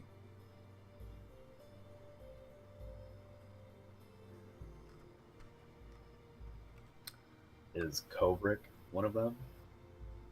No. Not quite. In fact, I can't say I've ever heard that name in any of my writings, or readings, I should say. But he does go by a number of names, including the creature which he has taken the form of. And he is known to humankind as the Demigorgon. That was my second guess. He... By this writing, it says that he has already risen. We have seen him. You have? On the year Well- that you guys were gone? No, Zash and I, and Mira, while in the Underdark, before coming to the Citadel, saw him.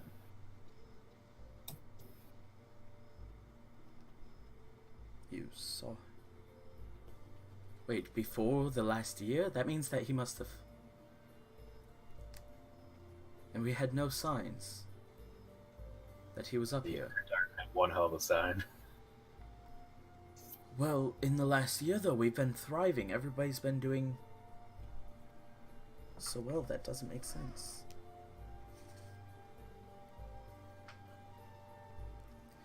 Nonetheless, this scroll tells one of the stories. There's another one.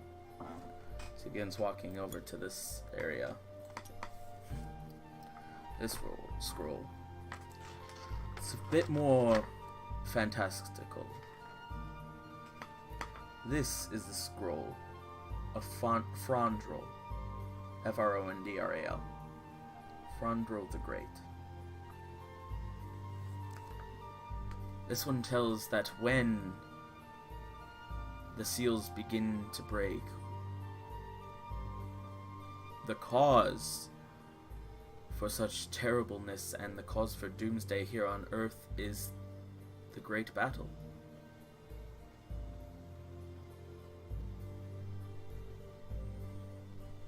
Yes, the Valkyrie warned us of Valkyrie the know great it. battle. Of the what? Of the battle that's to come. The war. No, Yes. you misunderstand me. Not the war, the battle. What? Jax thinks back to his vision. All of I've- this is to come because the gods themselves are going to battle across all planes. Evil is going to ravage because if this book is right, good and evil will make a stand against each other for a single day in the existence of all the planes, but that lasts for who knows how long here in Valkyrie. It's not a war, and I doubt any sides are even to be victorious, but it really will be Sorellen against Loth of the elves. It will be Bahamut against Tiamat of the dragons. It will be Moradin against evil of the dwarves. All the gods are going to raise arms on a single day. And that is why one of the gods telling this story is so extreme. We were told all the gods are hiding. They plan to fight. Why are they all in hiding? The gods might be seen as hiding from humans, but they're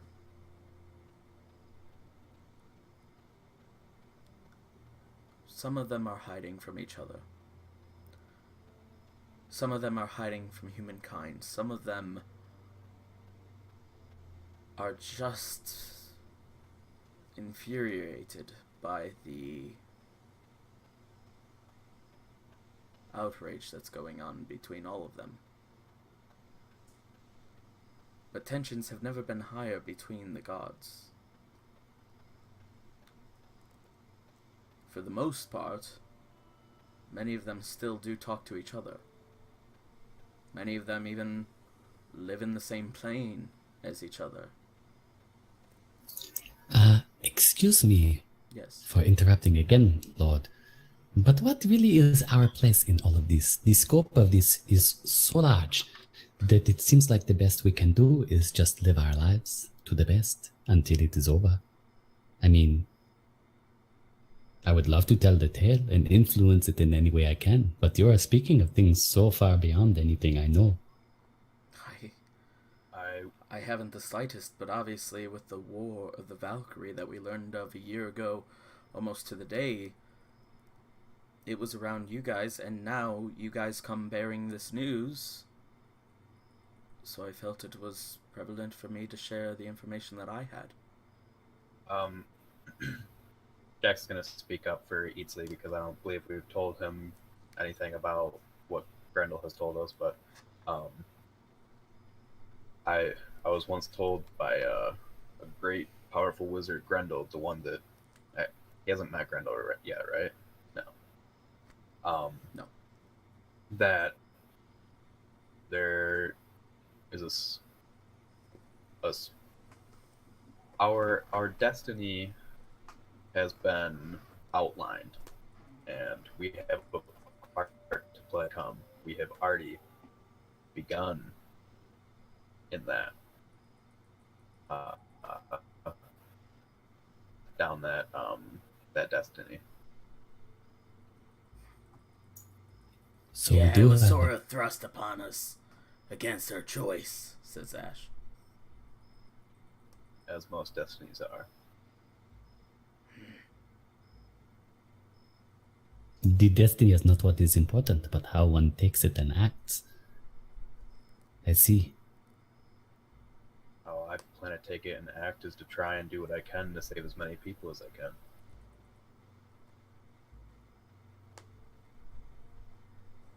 Yeah, and I just want to live.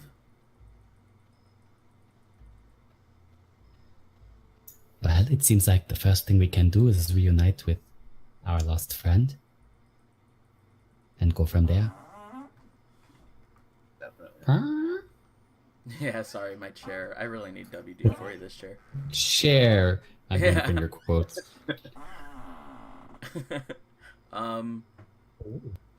Also, Jax is gonna think quickly to Mira, like, are you getting all this? Because he's been thinking this stuff, important things to her.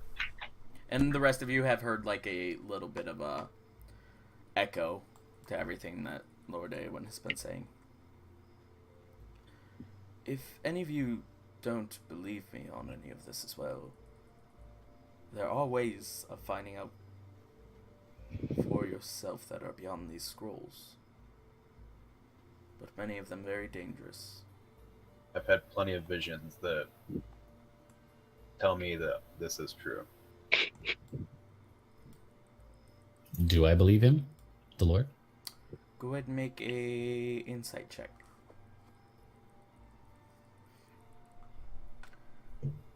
Sure. I think I believe him. I rolled a 9.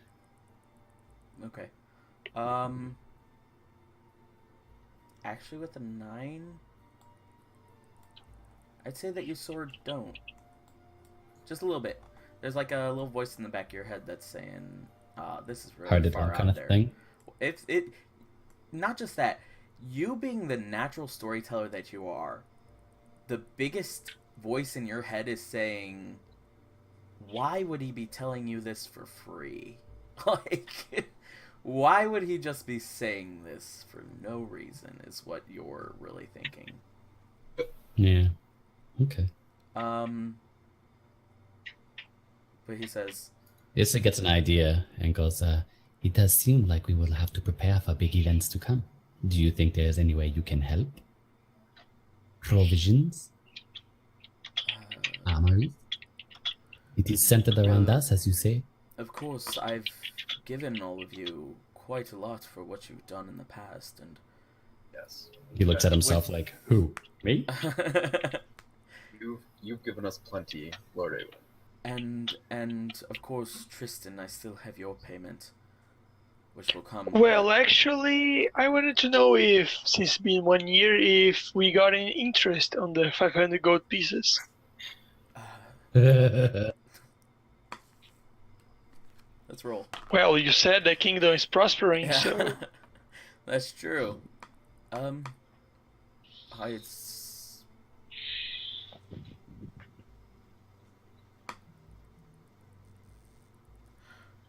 he just says, no, it hasn't quite gotten any interest on it.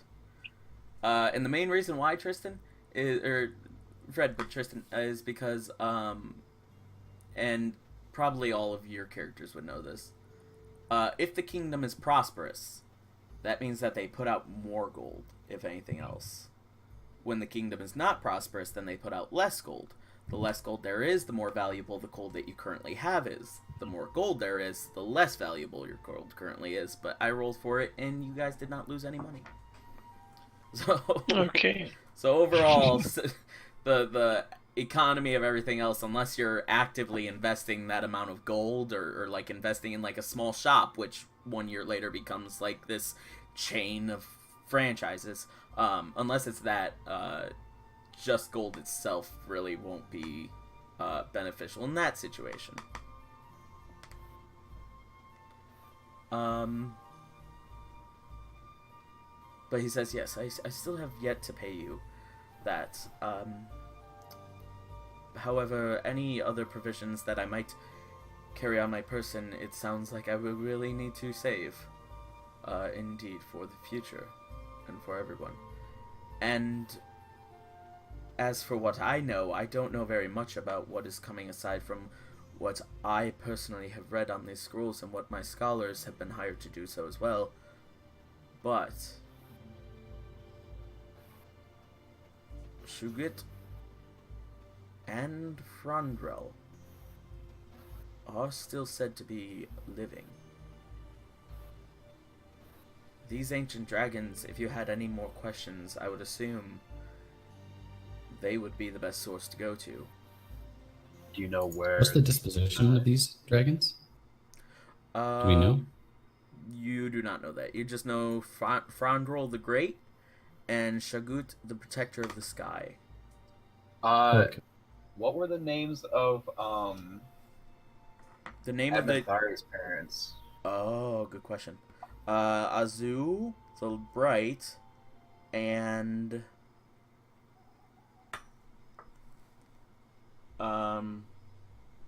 Boreas, the Brave, I think. Okay.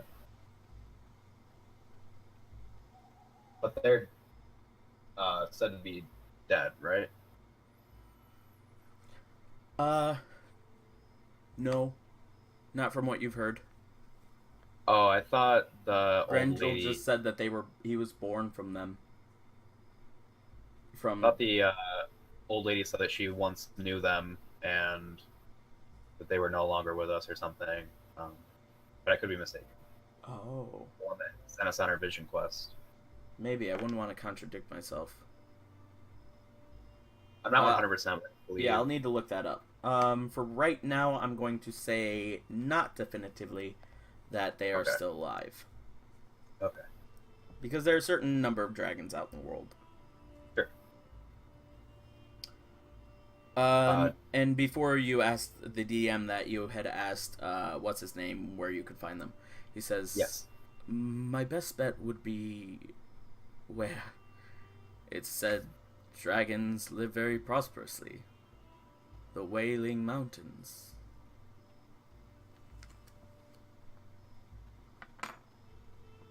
I look at the group to see if they recognize this, so that I don't have to ask where it is if they kind of already know.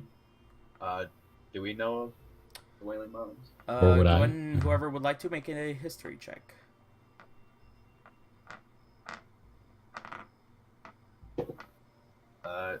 Jax does not. I guess I'll Samir, see if I know. Heard of the Wailing Mountains? I rolled an 18, actually, surprisingly. 18. Okay, so you do know of the history of it. I'd say that all of you, for the most part, know of its general geography. Mm-hmm. Where it's at, certainly, since you guys have, like, most of the maps, or all the maps that I've sent you. But, like, your characters actually have those maps. But, the history of the Wailing Mountains, it was, discovered by an explorer by the name of Wei Ling. In translation, it went to Wei Ling, and of course, with the constant roar of dragons that it's said to have, the name definitely stuck as sort of a double entendre. Now, many people think that that name is just, that the people who claim to have heard of dragons are just, like, saying that they saw Bigfoot just to bring up, tourism in the city, which is just to the north of it a little bit, which I believe is, oh, what is that? Fairy something? Just to the north of that, for consumer bits, but, people who live local, swear without a doubt that it is very much so a place where in the middle of the night, at random times, and sometimes in the middle of the day, you'll just hear a random of a dragon.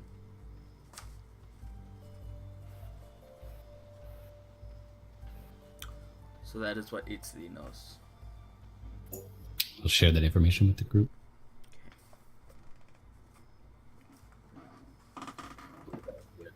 Good place to go next. Find out some more information. It does seem like a good place to go once we catch up with our friend.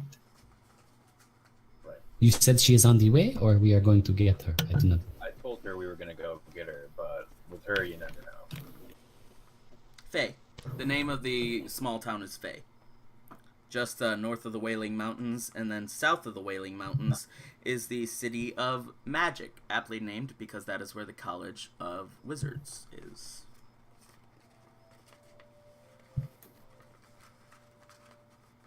Thank you, Lord Awen. If there's any other information that you have, Of course. It's at this point that Lord Aowen takes out his coin purse and takes out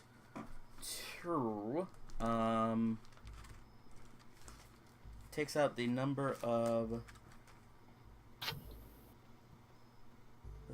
he takes out 50 I think it platinum was pieces. 500. He takes out Okay. 50 platinum and gives them to you. And there is your payment out of his own personal coin purse. Thank you, sir. But I wanted to ask you something. Would you know if there's a mercenary guild here in the city? We of course have the Fighters Guild, but no such Mercenaries Guild. Mercenaries Guilds, of course, are a little bit more for par to have. Any place I could find mercenaries? Silent Drew, I suppose, which is up to the north, where many. It's known as a bit of a thieves' town, but I would assume that they would have mercenaries guilds there. And Silent Drew is where your orphanage was. Yes. Yeah, I remember. Okay. Okay, thank you, Lord. Thank you. Of course. Zash comes up. Yeah, I have a question too. What about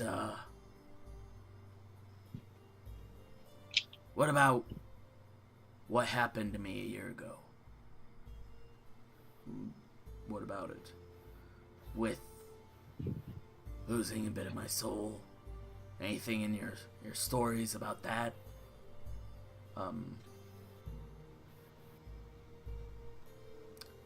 No, I mean, I'm sorry, I wish that we did have unless...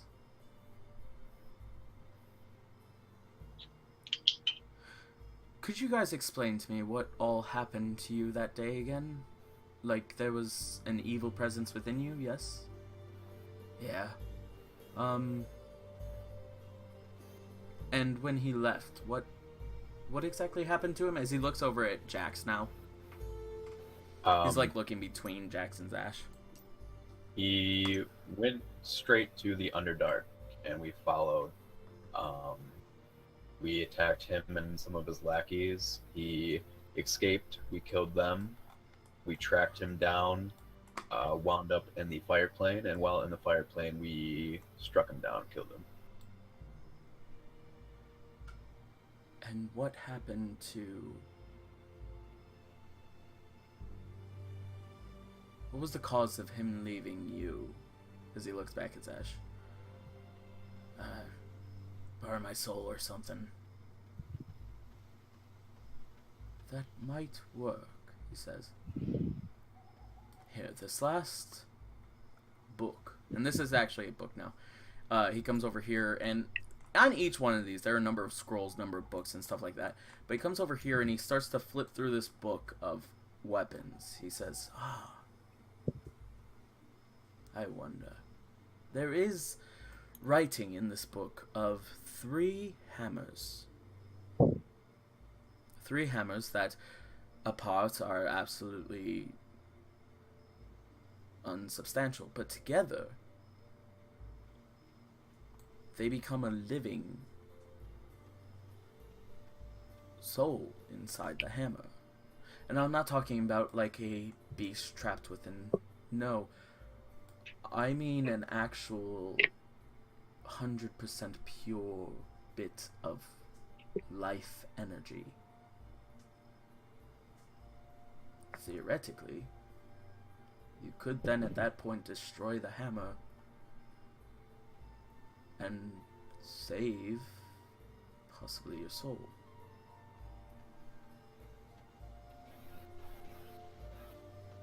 That is a thought.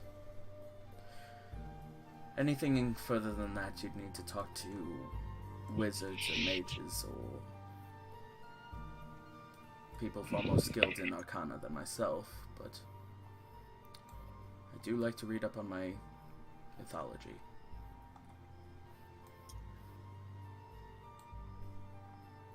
Yeah, we'll keep it in mind.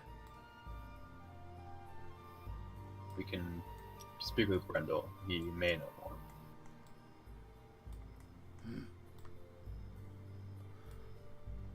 Right.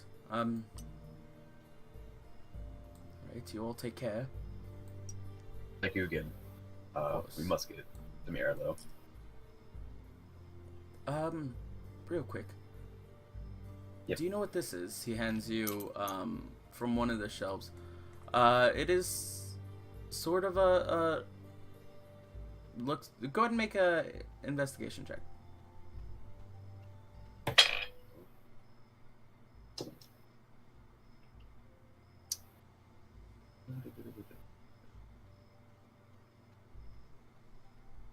If I say it, oh, go ahead. You got it. How much was that, Brandon? 16. Okay. You definitely do recognize this. It looks very similar to the unicorn horn. It does look like a unicorn horn. He takes this unicorn horn, and from inside of it, he takes out this little... It looks like a... you know what it looks like? It looks like a miniature rod of holding. Or rod of... a movable rod, that's what's called. Because at the end, it's sculpted to look like a horse, but instead of a horse, of course, it's a unicorn. He hands you this piece. He says, if ever this horn is blown anywhere on this plane, you will definitely know with that little piece there. Could I ask, only because you all did such a great job with not only the dragon, but with the drow that infiltrated my castle, could I ask that if ever I blow this, I can count on you? Of course. Thank you. Welcome. And then you guys start making your way out. I'll think to Mira that we are the Citadel, unless Eatsley and Tristan need to do anything while we're here. Issy will just thank the Lord and, give him like a formal goodbye because this is his first time getting the chance to meet her. And on the side, tell him something along the lines of, if you ever need a bard to perform, to raise morale, or just for other reasons. Tristan wants to stop by the Fighters Guild. Sorry. It's okay. He says, I will definitely keep that in mind. Maybe the next large gala, provided that there are no drow, yes? Yes, but if a god comes and tells you everything is doom and gloom, please do not blame me. He chuckles. Alright, you decide to stop at the Fighters Guild on the way out? Yes, on my way there, I start to write a letter. Alright. Does this letter stay secret, or what does this letter say if not? Yes, it's secret. Okay. I'm gonna send it to you. Yeah. Perfect. Sorry. Go on. While Tristan's doing his business in the Fighters Guild, I'm going to talk to Eatsley. Okay. I know what you just heard seems like a lot, and we just met you. I almost got your head cut off. Sorry about that. But if you're interested in staying with us, I believe that you could be a huge help. I saw the things you can do, and very impressive. Why, thank you. It has been my specialty to get out of slippery situations without too much of a scratch. And he looks around and you don't see any scars on him. Goes, it seems like you know how to bring an eye. And you also, and then he shows you all the notes he's written already. And it's like 10 pages worth already. And he flips back and he goes, in the last 20 minutes, I have taken more notes than in the last year since I have. So yes, I will stay with you. Also, how do I spell your name?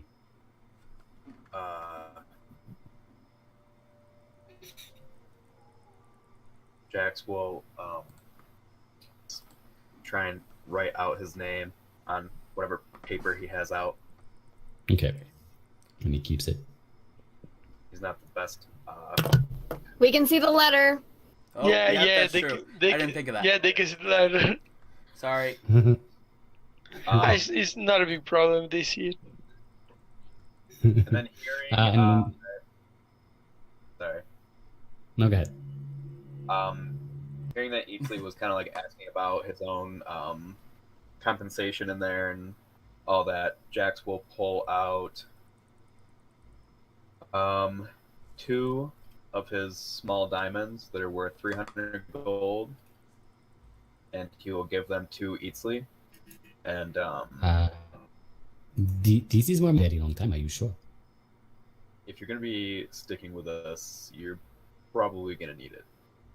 And the reason why I asked him was because I was hoping for better armament, and he like points at his leather studded armor, and you can tell that it's like just plain studded leather. He's a little overwhelmed by the scope of what he's just been told, even though he's excited. he's also a little bit pragmatic. A great be a tailor, right? That I would take him to for, or a tanner or whatever for Shopping quest. new armor Yeah. for him. Yeah. And that's the one that made our cloaks, right? Depends. Which one again? I wanted to take Eatsley to a place where you can get new armor, and I was thinking the guy that made our cloaks, would that be the proper person to go to? Go ahead and make an intelligence roll. Can I also just, because I've been to this place before, so I know where to go to look for leather armor? No, I wouldn't. I rolled a 2. Doesn't matter. Yeah, it was more so to remember something in particular as it is, so that works out. Okay. 14 for Jax. Okay. You remember the guy from the party that you met over a year ago, made really good acquaintance with, and who claimed to own all, but certainly one particular shop, as the one that he personally runs. But he claims to run all of the literal wares and armor shops in all of the capital, Citadel. Right. So, do you head to that shop? Yes. Yep. Right. Do you want to? Sorry, I really have to use the washroom. Do you want to head to Mira just for a little bit while he's washing them, come back, and then we'll do the shop? Or I need like 2-3 minutes at least. No problem. Yeah. Okay. Mira, while I'm gonna look to buy a leather, but yeah, I'll be. Yeah, because with your stealth check of 26 earlier, while you're listening to all of this, you're slowly moving from... Actually, Oh. you guys went to exposition dump before I could do anything. That's true. You can do anything you want, correct. Just one more question. How far is Lum from here? Farther than it is to the Citadel. It's on the opposite side. That's fine. I am going to use my glamour armor to go to plainclothes, get on my broom, and start heading to Lum immediately. Okay. Does she tell this to any of us? So you quickly... No, and I'm probably only hearing about half of every word that you're saying through the earpiece. Because halfway through the exposition is when you said I'm relaying this to Mira, so I wasn't really paying attention because I wasn't there. Yeah. If I'm not specifically there or stated that someone's telling it to me, I don't want to know things that my character wouldn't know. So yeah, I'm headed that way. In an alley, completely unseen, you quickly change into plain clothes, still cautious to make sure that nobody can get the chance to see.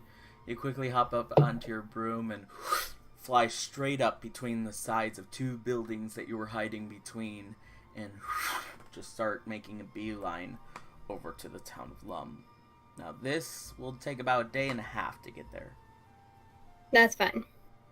Alright.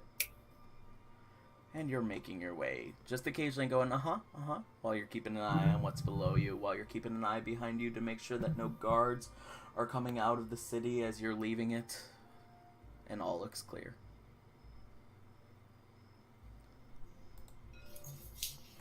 Thank you.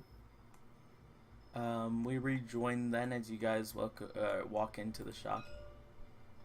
Hello, what can I do for you? Yes, good day. It's a pleasure to meet you. What does a shopkeeper look like?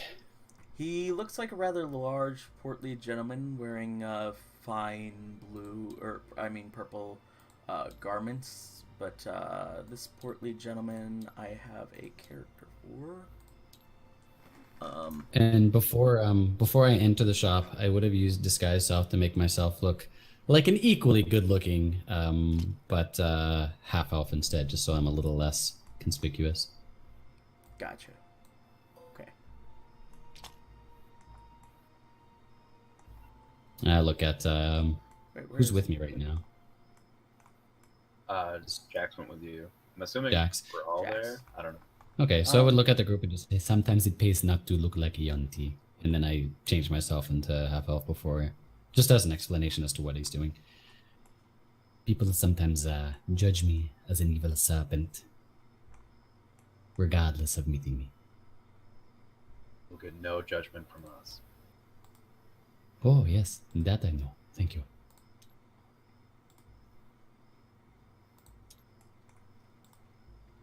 And does he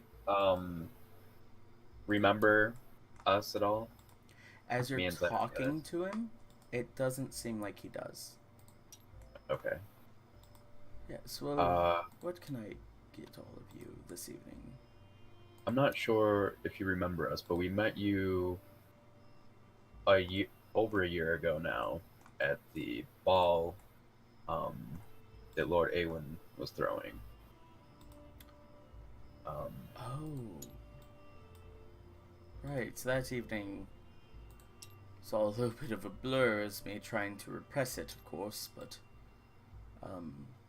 yes, of course, pleasure to see you again. I don't mean to be that guy, but I do recall you offered a discount if we were to come in. My friend here could use some new armor. Go ahead and make a Good day, persuasion it is roll. nice to meet you. Itzley looks a little annoyed for not being able to talk for himself, but just a tiny bit. Sorry. No, it's all right. You know. I just figured I knew this guy prior. He did offer us a discount. Yeah. Oh, do what you would do, man. That's cool. That is a 20 total. Right. I am sorry. Oh, there we go. There he is. I am so sorry. Yes, if I offered a discount, which is quite like me, I must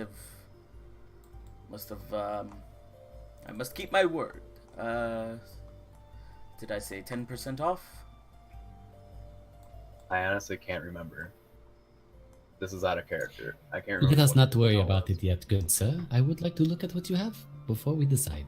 It is fruitless to talk about price before purchasing. Of course. I remember. Pretty good. We have all sorts Throw of that. wares.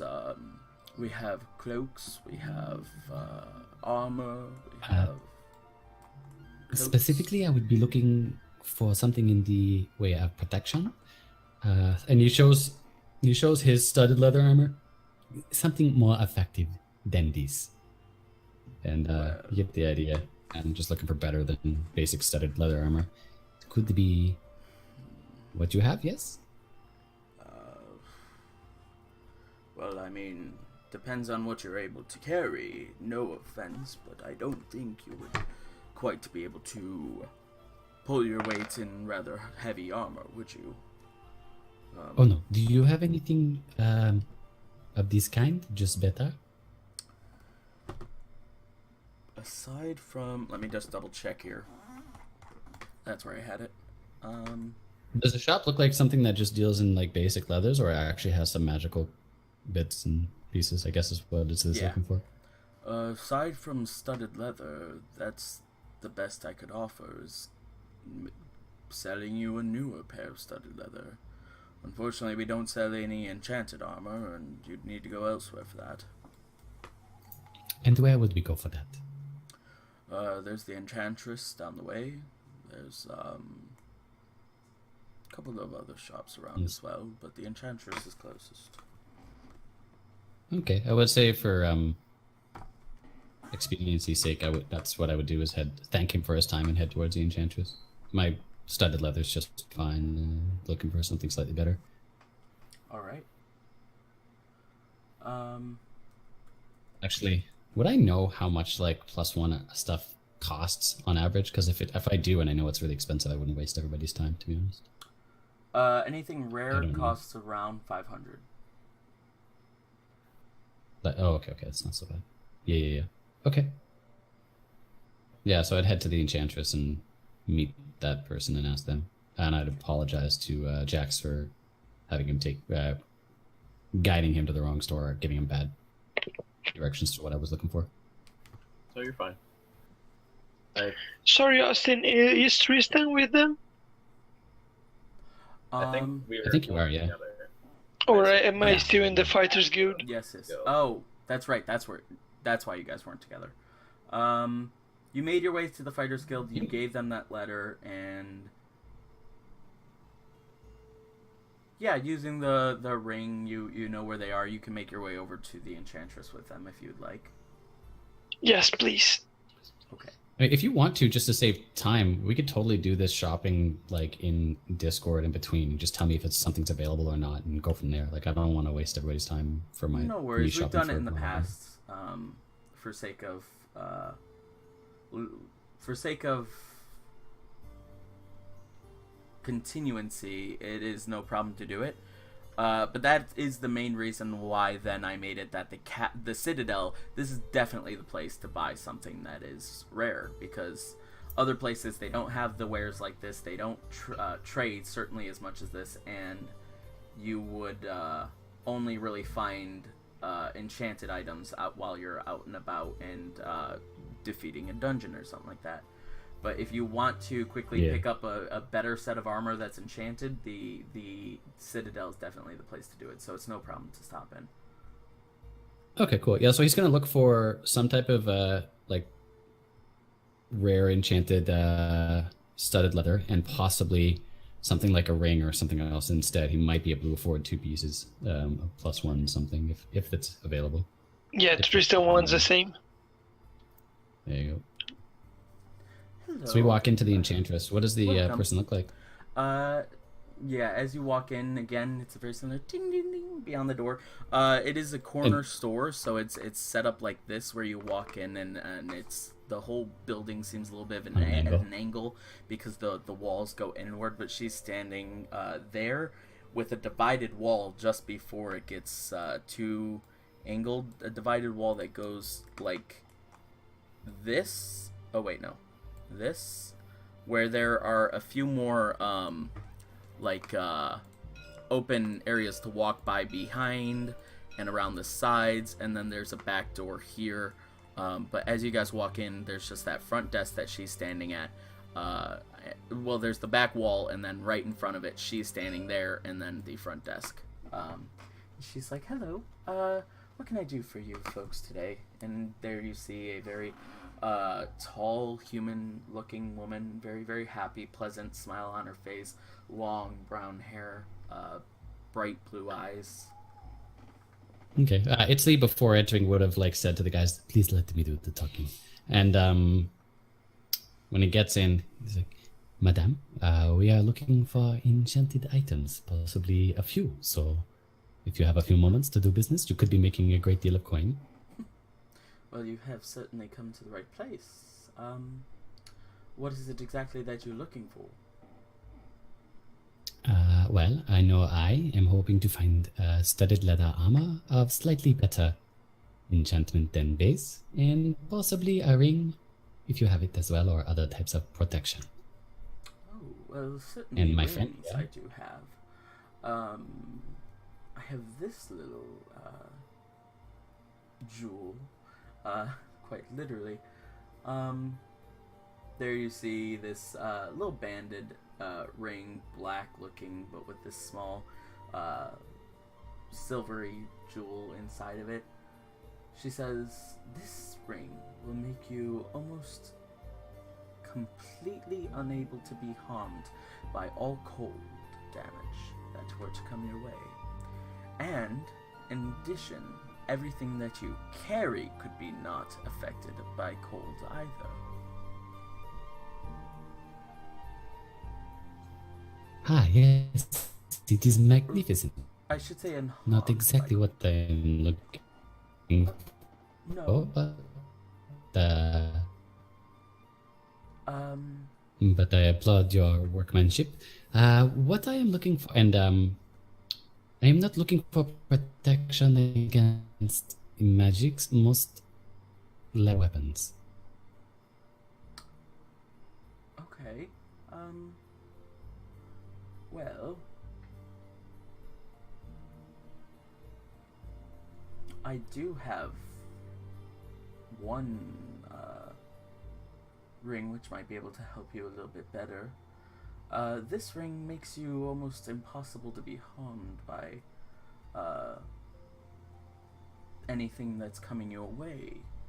And to speak as the DM to the character, this is the Ring of Evasion, and if you fail Dex saving throw while wearing it, you can expend one of its charges to succeed the saving throw instead, and it has 3 charges per day. Or I should say 3 charges, it regains 1d3 per day. Oh, pretty cool.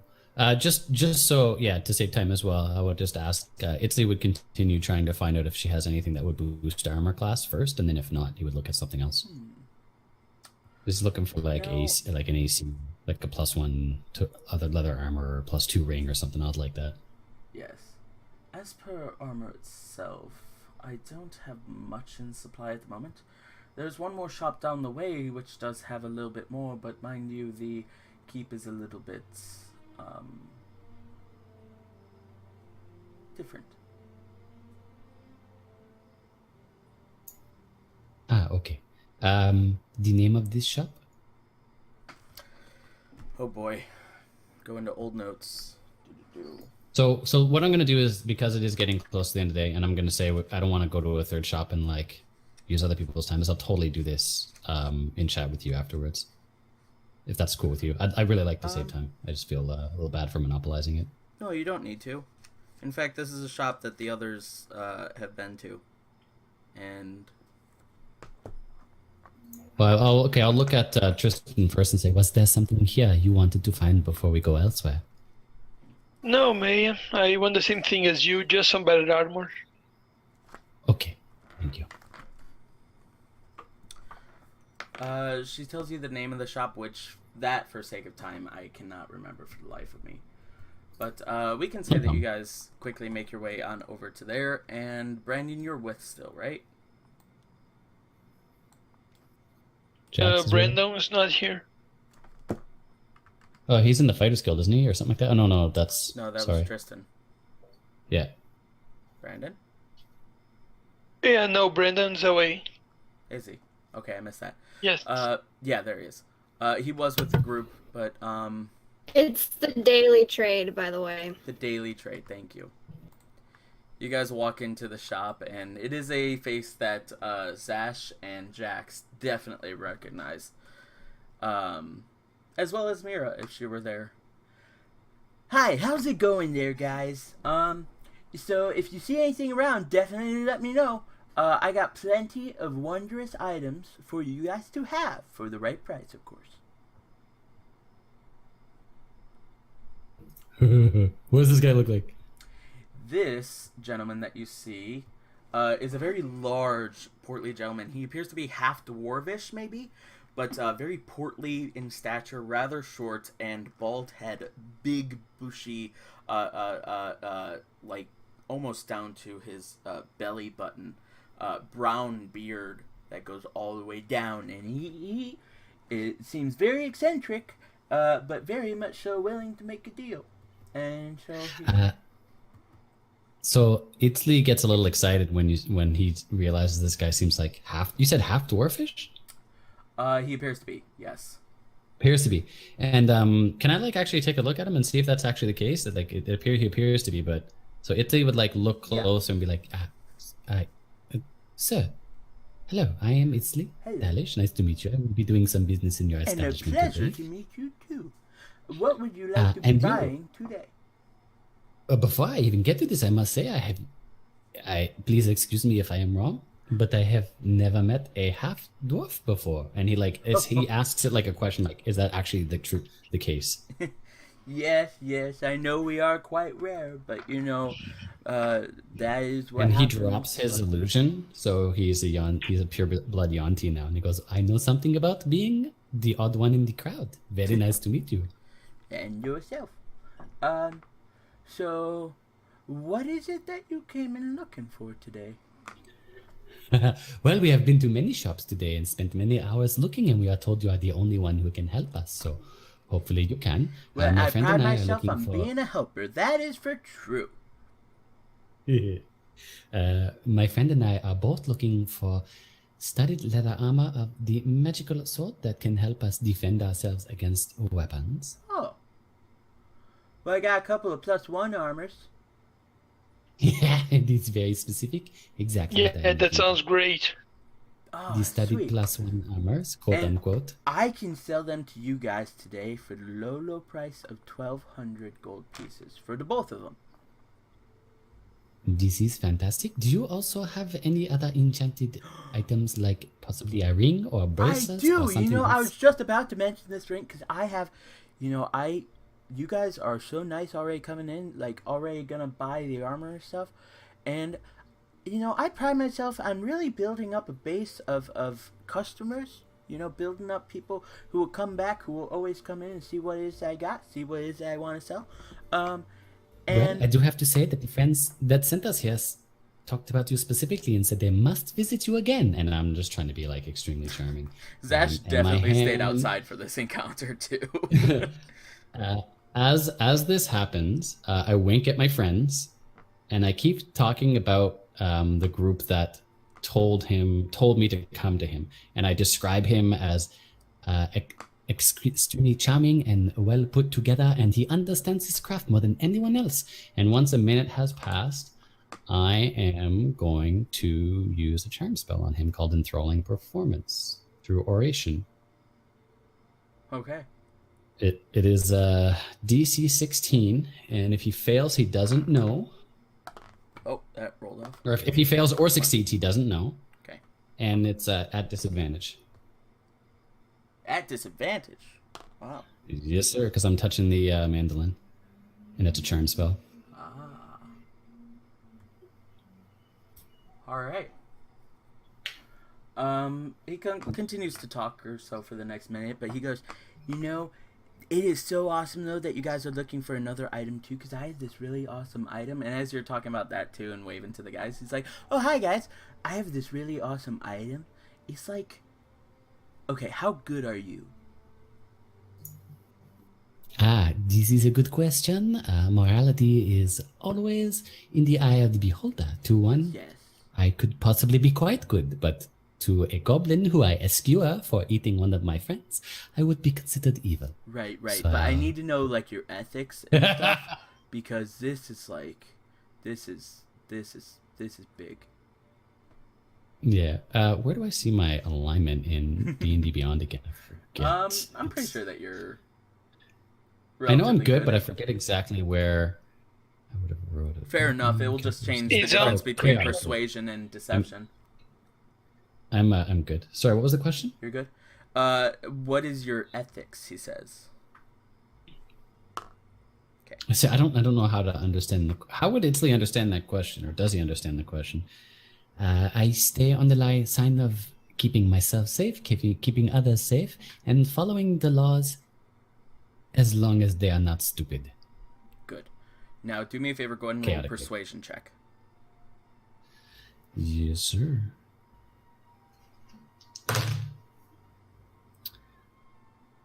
Do you really want to know the number? Yes. It's pretty good. It's pretty good. Well, 19 plus 11 is 30. Wow. Yeah. Okay. He goes, "Oh, that's great to hear, man. I have like the perfect item for you, and I can give it to you for a discount because you're already buying the other things. And usually I sell for like 600 gold pieces, but for you, both you guys, but for you, because you're so good, I would give it to you for an extra $200 gold. 200 gold. There's no such thing as dollars. Can I? What are dollars? Can I see it, please? What is it? He takes out this little ring, and here you see this gemmed item. He goes, "This ring is super powerful, okay? And I needed to know how you consider yourself because of what it does. You see, when you wear this ring, you gotta be good because with great power comes great responsibility, okay? You gotta be really good because with this ring gives you the power to see through things. Like, and I mean see through things. Like, whoever I sell this to, I can't have them going around looking up people's clothes. Nope. You gotta be very responsible with this ring. This is a valuable ring, and I do not want it used for any inappropriate means. Could I see it for 1 second, please? You could even try it out. he says as he holds it a good bit closer to you. Like, in his hand now. Okay, so I'll take it and try it on and take a look around. Alrighty. You use the ring. Does it work of right away, or X-ray do I have to vision. try to... While wearing this ring, you don't feel anything. You try and really concentrate on something, but you don't see anything. He goes, "Is it working?" Everything seems as normal. Oh. Nothing has changed. Oh, that's That's right. what I like. That's right. That's because you need the secret command word, right? Right? Which is? The And I look at secret- the ring to see if there's anything written on it. The secret command word is Loth. That's the name of the spider goddess. So it's Loth. Pretty easy to remember. And so Itzley says it perfectly, exactly as the shopkeeper says it. Lord. Loth. With a lisp. With a lisp at the end. Now, you just begin to see through solid matter. You see through the counter that he's pointing things out at. You see through his body to the wall behind him. Then you see through that wall to the back storeroom. Then you see through the wall of the back storeroom to the outside wall. Then you see through the next wall. In this random onset of power. Completely Can I see the uncontrolled. stars, You're Mike? just like zooming in more and more uncontrollably. Oh, One more time, what okay. did you ask? I was gonna ask if it works to the extent of my vision, like how, or because you're making it sound like I'm looking pretty darn far right now. I know. I could see daylight. I could see. That pretty is not far. what it does. This is just for the onset The first of time your using first it. time. Oh, Yes. okay. That you're just I seeing- think it's just that it erases what you're looking at, like a hole. Well, in reality, the vision can penetrate through 1 whole foot of stone, 1 inch of common metal, or up to 3 feet of wood or dirt. Thicker substances block the vision, and so does a thin sheet of lead. Interesting. Oh wow, even lead. Okay, so I'll take the ring off and put it down and be like, oh, and I'll act like really dizzy and almost sick and be like, what? It can affect people in all sorts of ways. Man, wait, did you see something that you weren't? Did you see something bad? What did you look at back there? and he calms down, puts his hand on it, and goes, "This is too powerful for me, I think, but I will take the hammer." Oh man, And I mean, If it's I only could extra 200 gold, you know. if I could, when I am strong enough to control it, maybe. But as you can see, it does not have the desired effect on me. All right, and you now I'm a have wizard. him under the control of your spell as well. It kicks in now. Okay, cool. Okay, cool. And he's like, okay, so we will take the 2 pieces of armor at the absolute best deal you would ever give your best friend or family member. And so the charm. You watch him just a little bit dazed, just a little bit. Yeah. Looking right at you. So we'll Sweet. take. So the 2 that'll be pieces of armor, 1,000 whatever gold deal. pieces, please. For the 2 pieces of armor. Yeah. Amazing. Okay, so I'll take out. I will need some change because I have the 2 gems that are worth 600. Okay. I Nice. don't have gold, but so like if it's okay to get 100 gold back from that, is that a realistic thing to ask? Or these are worth 600 gold. As I think under the spell he would probably take me at my word, but they are actually worth 600 gold. We did make the That's rule true. that Yeah, I know I- that is definitely a rule, class, but if- I'm also trying to incorporate the fact that he's under a spell. sure. It's a pretty powerful charm spell if that helps. I don't know. What was the rule though? Let me know. So I'm curious. That normal shopkeepers don't accept jewels in lieu of payment of gold. Gold is definitely Oh, I did it's not like know trying this. to go into like a Walmart and barter your way out, but at the same Yeah, yeah, yeah. time it's more like going into a mom and pop shop now, and the pop owner is your Is your best friend. Yeah. Yeah. So And if you exchange the diamonds for gold, it's 10% less value or something like that in gold. Okay, so I'll give him 550 worth instead of 500 for my half, and then let. Yeah, he explains If that that, and works. then you do that, and he's like, "Ah, man, we know each other so long. We're such good friends. Yeah, okay, I'll do it." And so, you Nice. get 50 gold pieces back each. Well, I'm just Did you gonna buy make change on my pistons? thing, so I'm gonna take 500 off of mine. No, I No, can't. I can pay He's gonna have to pay 500. his. Yeah, he's Gotcha. gonna have to pay his on his own. So yeah, you took 50 But I off, get- and then he's. I also- definitely gave 550 of my money though, or worth of because of the gems, etc., whatever. And I thank him for his patronage and tell him I cannot wait to see you again. And just to reiterate that when this spell Of ends, he course, does not. I have thank to you return. two for patronizing. And how about how about you, sir? How good are you? He asked Tristan. Not a lot. Oh, Not very. okay. So just the one item. It says with Yes. eyes wide. Okay, that will be 500 gold pieces for you as well because you are with my good friend here. I paid the 50 platinum pieces. Ah, thank you so very much. And wait, how much? Oh, 50 platinum. Gotcha. And wow, it's been a while since I've seen a platinum piece. Oh, that is awesome. You have a wonderful day, and so do you, my best friend. I'm still Guy. here. Yeah, you can call me Itzley. I know you used to call me Guy, but Itzley. Itzley, right? That's of course I knew that was your name, friend. I Please have take forgotten care. my best I friend's cannot name. wait to meet you again. Yeah, you do. He looks very confused now. And I just look at Tristan and be like, "It is time for us to go," and like we leave. Yes, let's go. As normal. Alright. You guys make your way out of the shop. And where would you guys like to go? Tristan just looked at Jax. So, where do you want to go now? We should probably get Mira at the Citadel or at the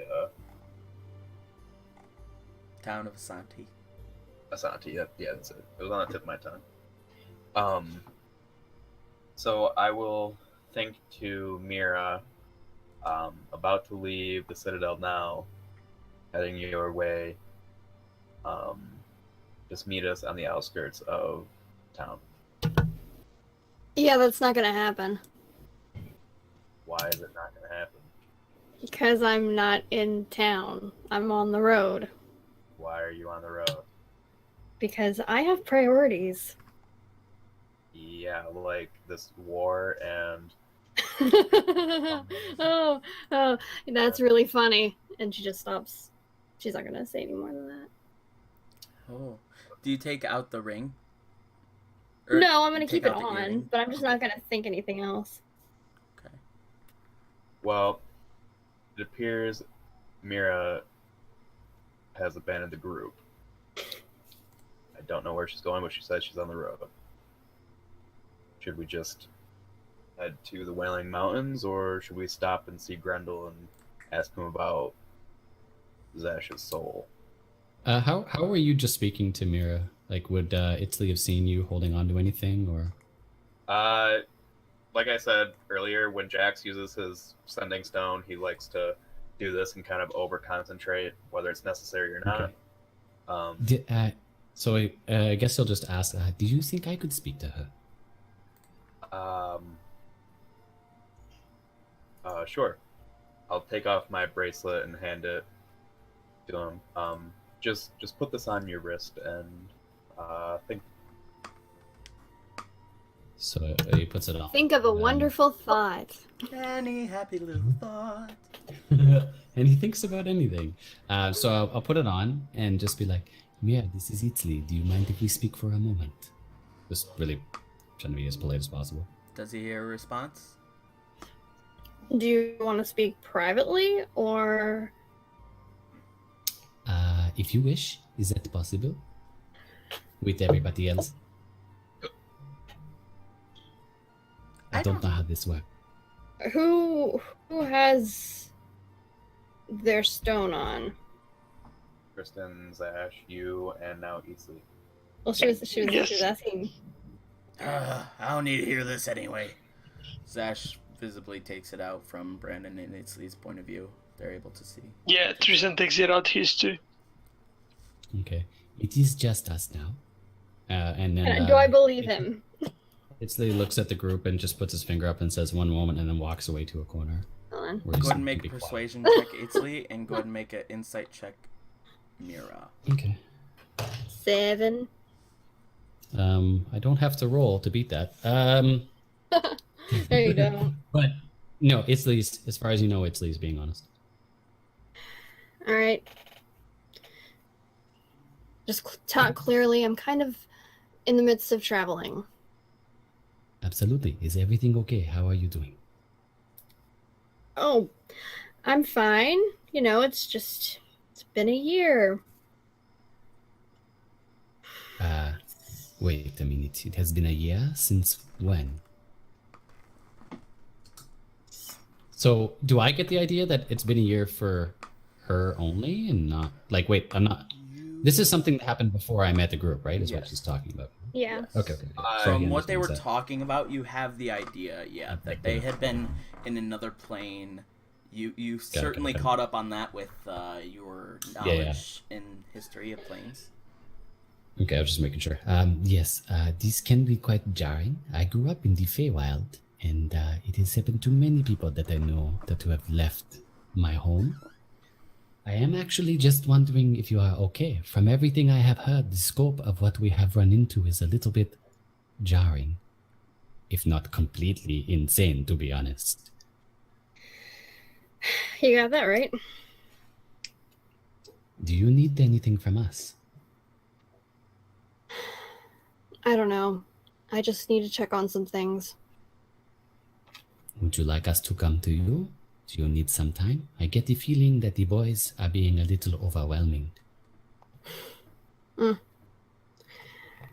Yeah, they always just want to rush into the next thing. It is a good way for me to tell a great story, but I have complete faith in my ability to disappear if things get too crazy. Do you feel like this is that time for you?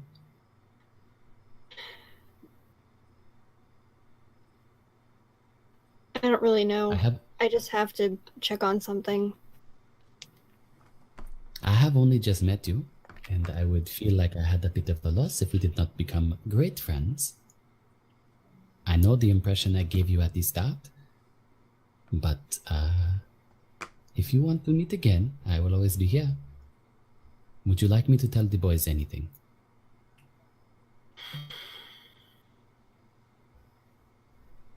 Tell them I'm going to see the old wizard.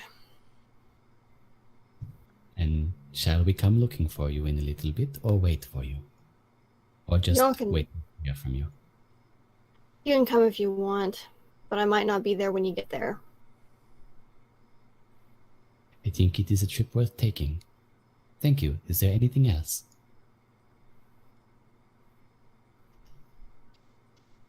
I can't think of anything. I'd like to take a look at, like, pop around the corner and take a look at the look on everybody's face to see if they look concerned, because this is... I'm trying to get an idea of the relationship between her and her friends. I want to see if her friends are, like, concerned for her, because this is obviously, like, they don't know what's going on, and Of course, go ahead and make an I'm the insight new roll. guy. But yeah, not my specialty. Before I do that, I'm gonna cast I'm gonna cast blah, blah, blah, blah, blah, what's it called? The spell that gives me advantage on whatever, blah blah. What's it called? Enhance ability intelligence. So it gives me, where is it? Fox's cunning. The target has an advantage on intelligence checks. And that's level. That's actually expensive for me to do. Anyway, I'll do that. And I'm glad I did. I rolled a 2 and a 19. Intelligence is just 0 even. 19. 19. You definitely see that Jax is a good bit distraught, upset, worried on his face. Even Zash is just like a little bit If like, I may chime in, oh, yeah, of Please do. course. you would see Jax pulling out one of his diamonds, pressing it to the name on his gauntlet, and just kind of in thought for a minute, and then he just puts his arm down and puts the diamond back in his pack. And you reading Draconic and seeing his name, or the names that were written there, and him telling you about it, could probably assess what he was planning on doing. I definitely think Isley can, but Sean can't. Remind me what that means again. So in Draconic on his arm, or on the inside. The names of people he lost or something, or? No, it's the names of his companions. On the other arm is the name of his family that he no longer has, but which is Delilah, Mira, and Zash. Okay. So I can definitely tell the concern. Okay, thank you. So when he goes back to the conversation, he turns around the corner so that he has the privacy and just says, no matter what they have said to you, I want you to know that I can see the concerns on your friends' faces. It is important that you know that they care about you. No pressure. Just so you know. I already know about that. I just have something I care about more. Of course, I understand. Well, please, travel safe. I hope we see you again soon. And then he walks away. No, then he hangs up. And then I'll hand the thing back to its original owner. Jax. And to Jax, thank you. And just be like, I will tell you, but she needs some space. And then I just relay that information to everybody. Okay. Once I have my bracelet back on, I'm gonna think to Mira. I know this is a lot, and you don't really want to be a part of what's happening. If you choose to not be a part of it, and that's what you want, I won't come looking for you. But stay safe and just stay safe.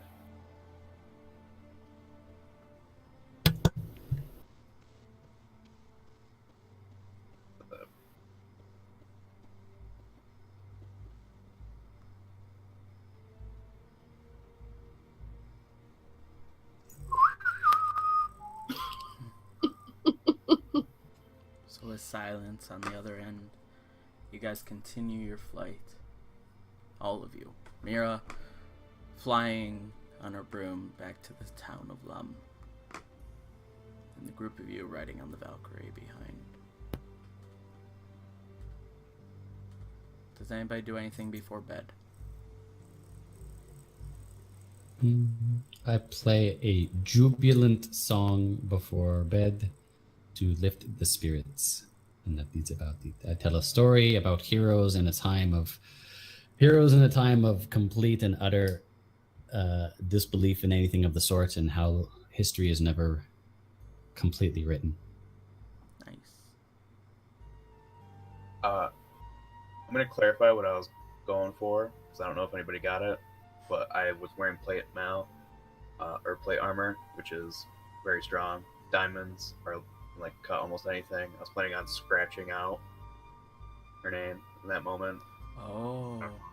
Easily actually caught on to that. Gotcha. It was the only thing I had on him that would actually scratch it. But yeah. So I Gotcha. think there'd be a little I did not get that. Yeah. Went to do it with the diamond. So while I lay there, I kind of just look at it again and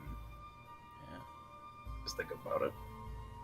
And you do like a rough scratch at first, but then throughout the flight you look at it a number of times, looking down at that, end up wiping it off, and when the griffin finally lands, needing to rest once again somewhere by a river, and you guys find a safe enough location to go to rest for the evening, you look at it a little bit more and you start to sort of sand it down with one of the rougher parts of your thumbs on the scales. Just grind away at it a little bit just to clean it up, make it look really nice. go to sleep. And it's in your dream, Jax. That... Hi. You see Sahanin Moonbow. And that is where we're going to go ahead and end this episode. Oh. Oh, Thank you so much for watching, everyone. I hope that you guys enjoyed it. This was a blast of an episode. If you guys did enjoy it, please be sure to like and follow. First off, following here on Twitch, first off, is free. Of course, it's free on YouTube too, where you can like and subscribe. But if you guys do follow, then you guys will be notified when we go live next weekend, when we finally have Zash back, when Justin comes back, and he can take up his character again. I tried my best to do Zash impersonation, but I sucked at it. But we will join up right where we left off and play next Monday, just like we do every Monday at 6 p.m. to 9 p.m. Central Standard Time. Once again, I am your host and Dungeon Master for the evening, The Majestic. We all hope that you enjoyed it, and say goodbye, everyone. Bye. goodbye. Goodbye. Bye. Until next time. Bye.